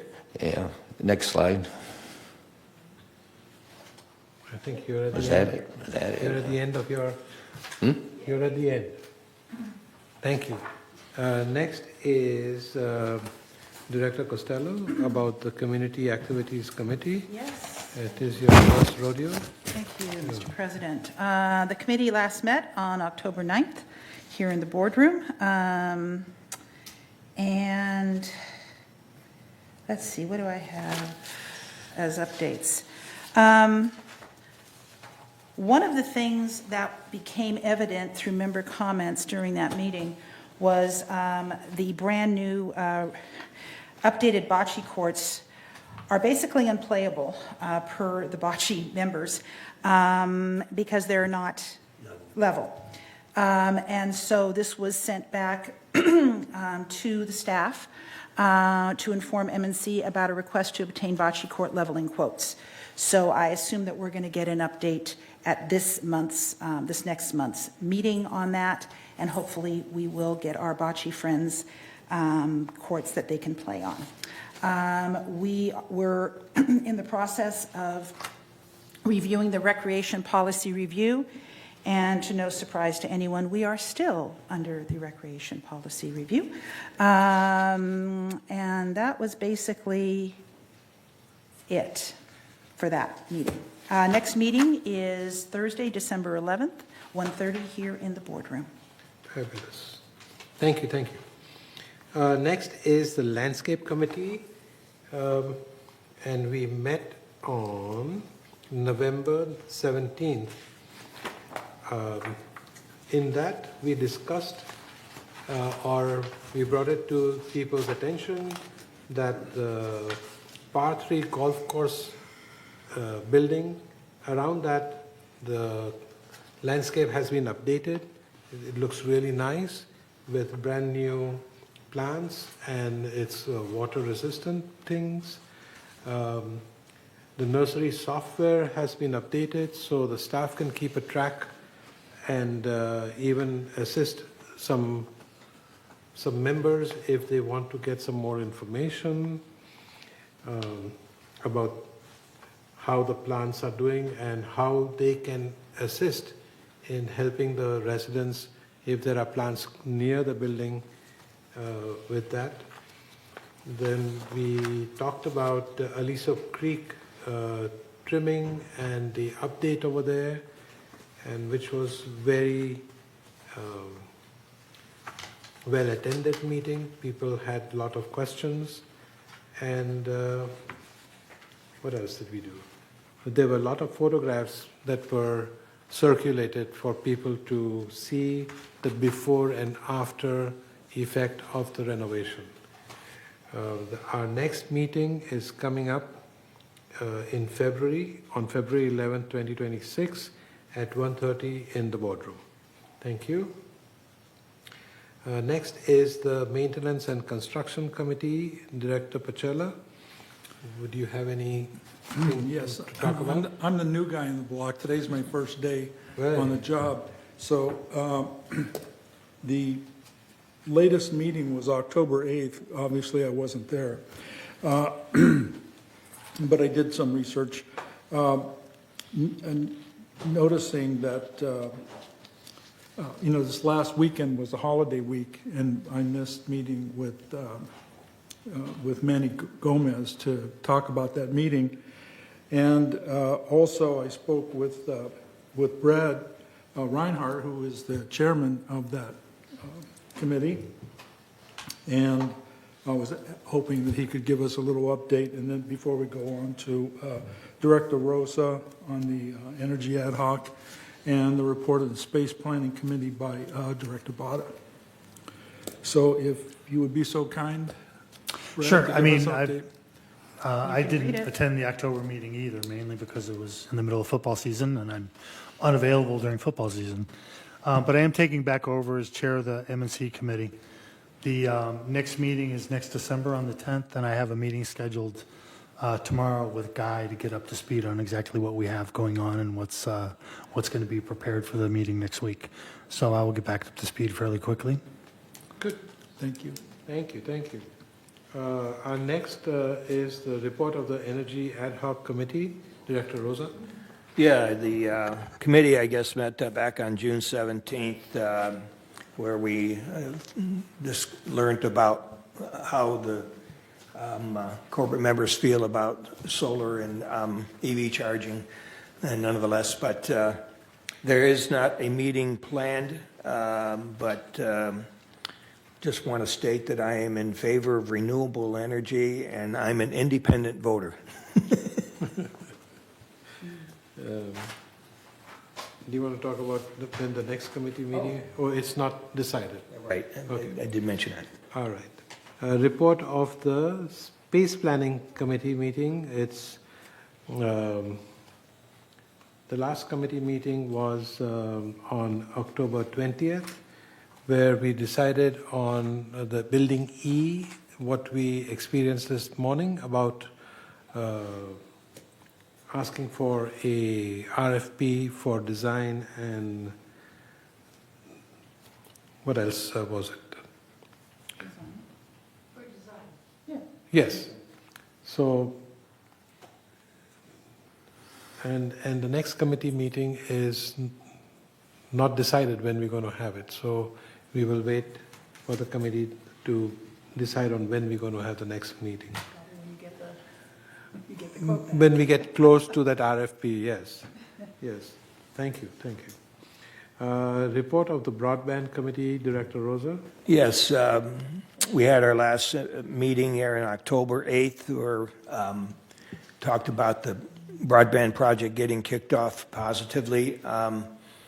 To date, I think they're like pushing close to 900 units that are fired up, and I know that our next meeting is December 10th. They wanted to bump it out to January. I wanted a meeting before the end of the year. Give residents to come to an open meeting to voice their concerns. I'd rather hear in the boardroom than read about it in the Globe, because I think we can resolve a lot of these things through an exchange. And plus, we can put Ting right on the spot, which incidentally, they had a big powwow that there was a change in how the QC was going to be handled with Ting and Green Look. We know that Hyper's out, but yeah, Ting is stepping up to do more QC. New standard was written for the pre-wiring, and so we know that there's to be a big ramp up of need in order to be able to meet the end of 2026 deadline. We're only doing, they're only doing like 40, 50 a week. They need to be doing that about every day in order to make 12,000 residents by the end of 2026. So I'll be very interested next Wednesday if hearing what Ting's what their process is going to be and how they're going to get ramped up to be able to handle that. But ball is in their court, and but I know that technically it's a sound system that is being installed, and I'm looking forward to the next. One thing is that I saw the backbone construction is in phase 2 now. Oh. So they have completed the phase 1 loop, and they've gone north of El Toro. And so they're moving right along with the backbone. And that's all I got right now. Thank you, Martin. I don't think everybody understood what a backbone means, but it doesn't matter. Okay. Wow, Out excuse of me. 18,000 people?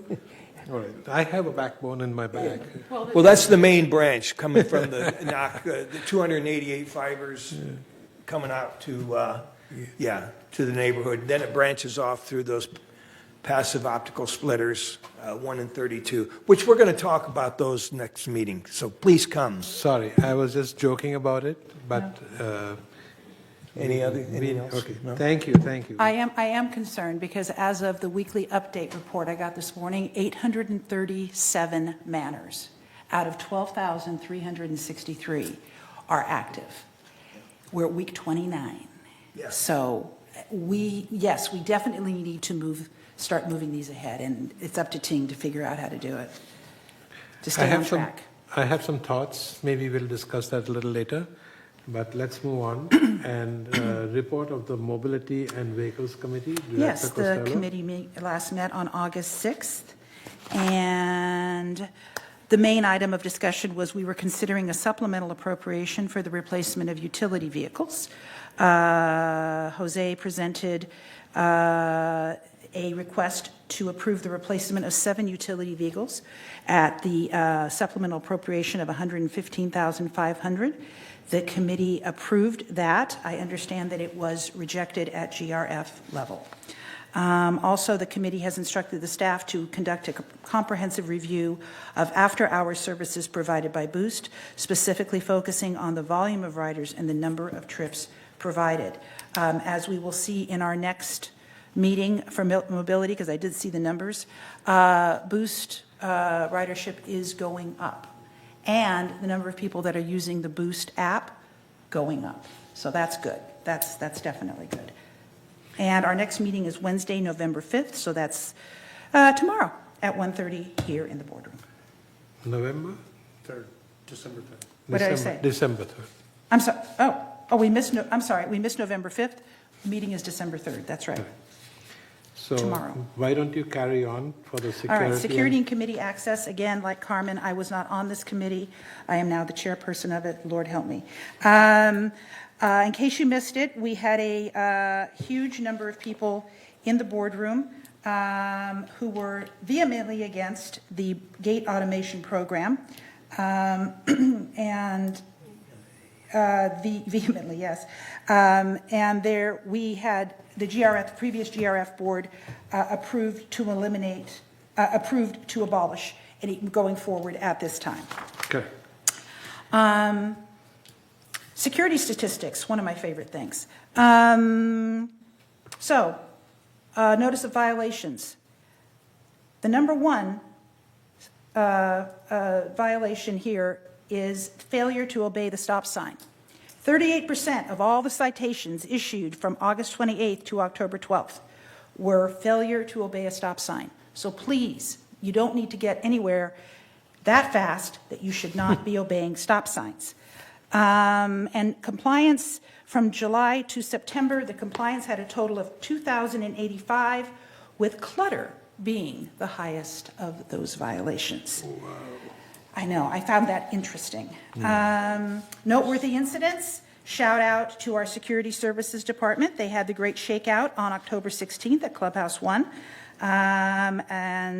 From all reports, communication was good, great actually, during the mock drill, so that's good.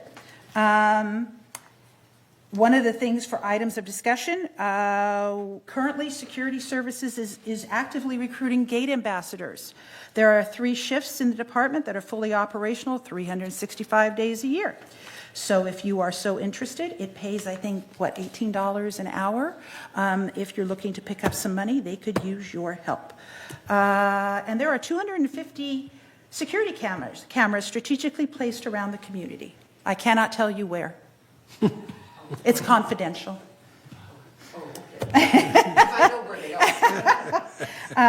So don't ask me. The next meeting will be held Wednesday, February 25th at 1:30 here in the boardroom. Fabulous. Madam Horton, do you want to tell us about the traffic hearing? Oh, I already did. I stole her thunder. Oh. Sorry. All right, okay. All right. So anyway, Director Costello, you want to carry on with the member hearings? I would, don't- would, but it's confidential, and I can't tell you that But either. tell them what date is the meeting, that's all. Hang on a second. let me It's just- right here. Oh, well, I'm not there. I'm in my committee Okay. meeting minutes. Hang on a second. Would you like to tell them when in there? Certainly. There you go. The hearing, that's traffic. Members hearing. Member hearing, October 9th was the last one, and the next one is December 11th, 2025 at 9:30 p.m., 9:30 a.m. in the Willow Room. Thank you. Okay? Director Rosa, we want to talk about the disaster and... Well, I disaster would, preparedness. but Director Costello already gave my report. I'm sorry. But no, I was in Indonesia when the shakeout occurred. Okay. I didn't feel it there. But Juanita told me that things went well with the clubhouses. The communications between the clubhouses went well since I found the problem with the antennas. But no, the next meeting is slated for January 27th here in the boardroom. And then I'll just move on to ITAC. You attended, or you chaired that meeting. Did I? Didn't you, with ITAC? Kush? Do you have any information? Because I am not... Well, I know that Chuck needs the ITAC group stay together and into January, almost finishing up phase 2. They got some challenges though, but that's all I can say. Correct. And before we turn it over to VMS. Yes, and it is estimated that they may continue another quarter. Is it quarter? Not Another quarter. Okay. So by March 31st, they should be We can do ready. the handoff. Correct, and the ITEC committee will cease to exist. So we'll decide that when we get closer to that point. Our next ITEC committee meeting is December 26th, which I doubt it will happen on that date. Okay. It will be rescheduled for another time. Okay, so with that, we finished all our committee reports. I don't think we have anything on our future agenda at this time. So with that, I will start with director comments from Carmen and move in this direction. Well, we covered a lot of ground, and this is my first meeting, so please bear with me. I think everyone has the same goal in mind, and that is keep your costs way down, keep your service way up, and keep your customers happy. And that's our residents. That's all my take on this. That's our goal. Thank you. Yvonne. Huh? What'd you say? She said your name, Yvonne. Yeah, just Yvonne. I was going to say Director Horton, but you just beat me to it. I don't want you to be formal with me. What I wanted to say is thank you to the library people, the people over at the History Center, and Chris Collins with the foundation. They're the backbone of this organization. We can't work without all the volunteers, and I appreciate it, and thank you. That's all I had. Martin? I want to state a warm welcome to the new directors here on the GRF board and returning directors on the GRF board. I want to say a shout out to John Cornell for being involved in the Ting Ambassador Program and all the other ambassadors. Thank you for helping our residents to try to understand what's going on with broadband. And also there is going to be Ting Mobile, but that's, and Direct TV down the road, but that's down the road. Let's do the internet first. But I'm going to say good meeting, Kush. Thank you. Madam Costello? I absolutely echo everything that everyone said, especially Carmen. I think it is especially, yes. We we are put in a very unique situation here where, like he said, we're trying to keep costs down, we're trying to maintain the wonderful resort lifestyle that we live here, and we're trying to make it a good value for not only our current residents, but our residents who have many choices in retirement communities, and more coming every day, which is why we need to make sure that our amenities and our facilities and the aesthetics are kept up. And I think we're doing an admirable job for that. So anyways, happy holidays, everyone, and thank you for allowing me to be on this board with you. No comment. No comment? No comment. All right. So, Okay, John? Also? John, can you tell us something? Do you have a director comment? I do not. I'm still new. Don't remain new. You get into the mud of it and just very well. Welcome to all the new directors. Today is our first meeting, like I mentioned, first thing in the morning. Today is also Andy Ginocchio's birthday, who was our last treasurer. And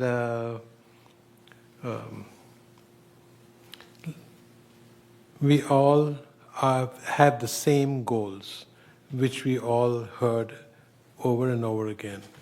Make this place the number one place, which is already in that position. So keep it up, and let's take a recess. And it's 11:56. That's almost 12. Let's continue at 12:40. You guys have several appointments, so 12:30. 12:30. That gives The you guys- appointments are much later. Okay, let's go up and continue eating if you haven't finished. It's okay. We haven't started. When we go, no, what I mean is when we go up and, all right? I need to use this. Meeting recessed. So, I would recommend that all of you read. Well, hi, Bunny. How are you? Hello, bye.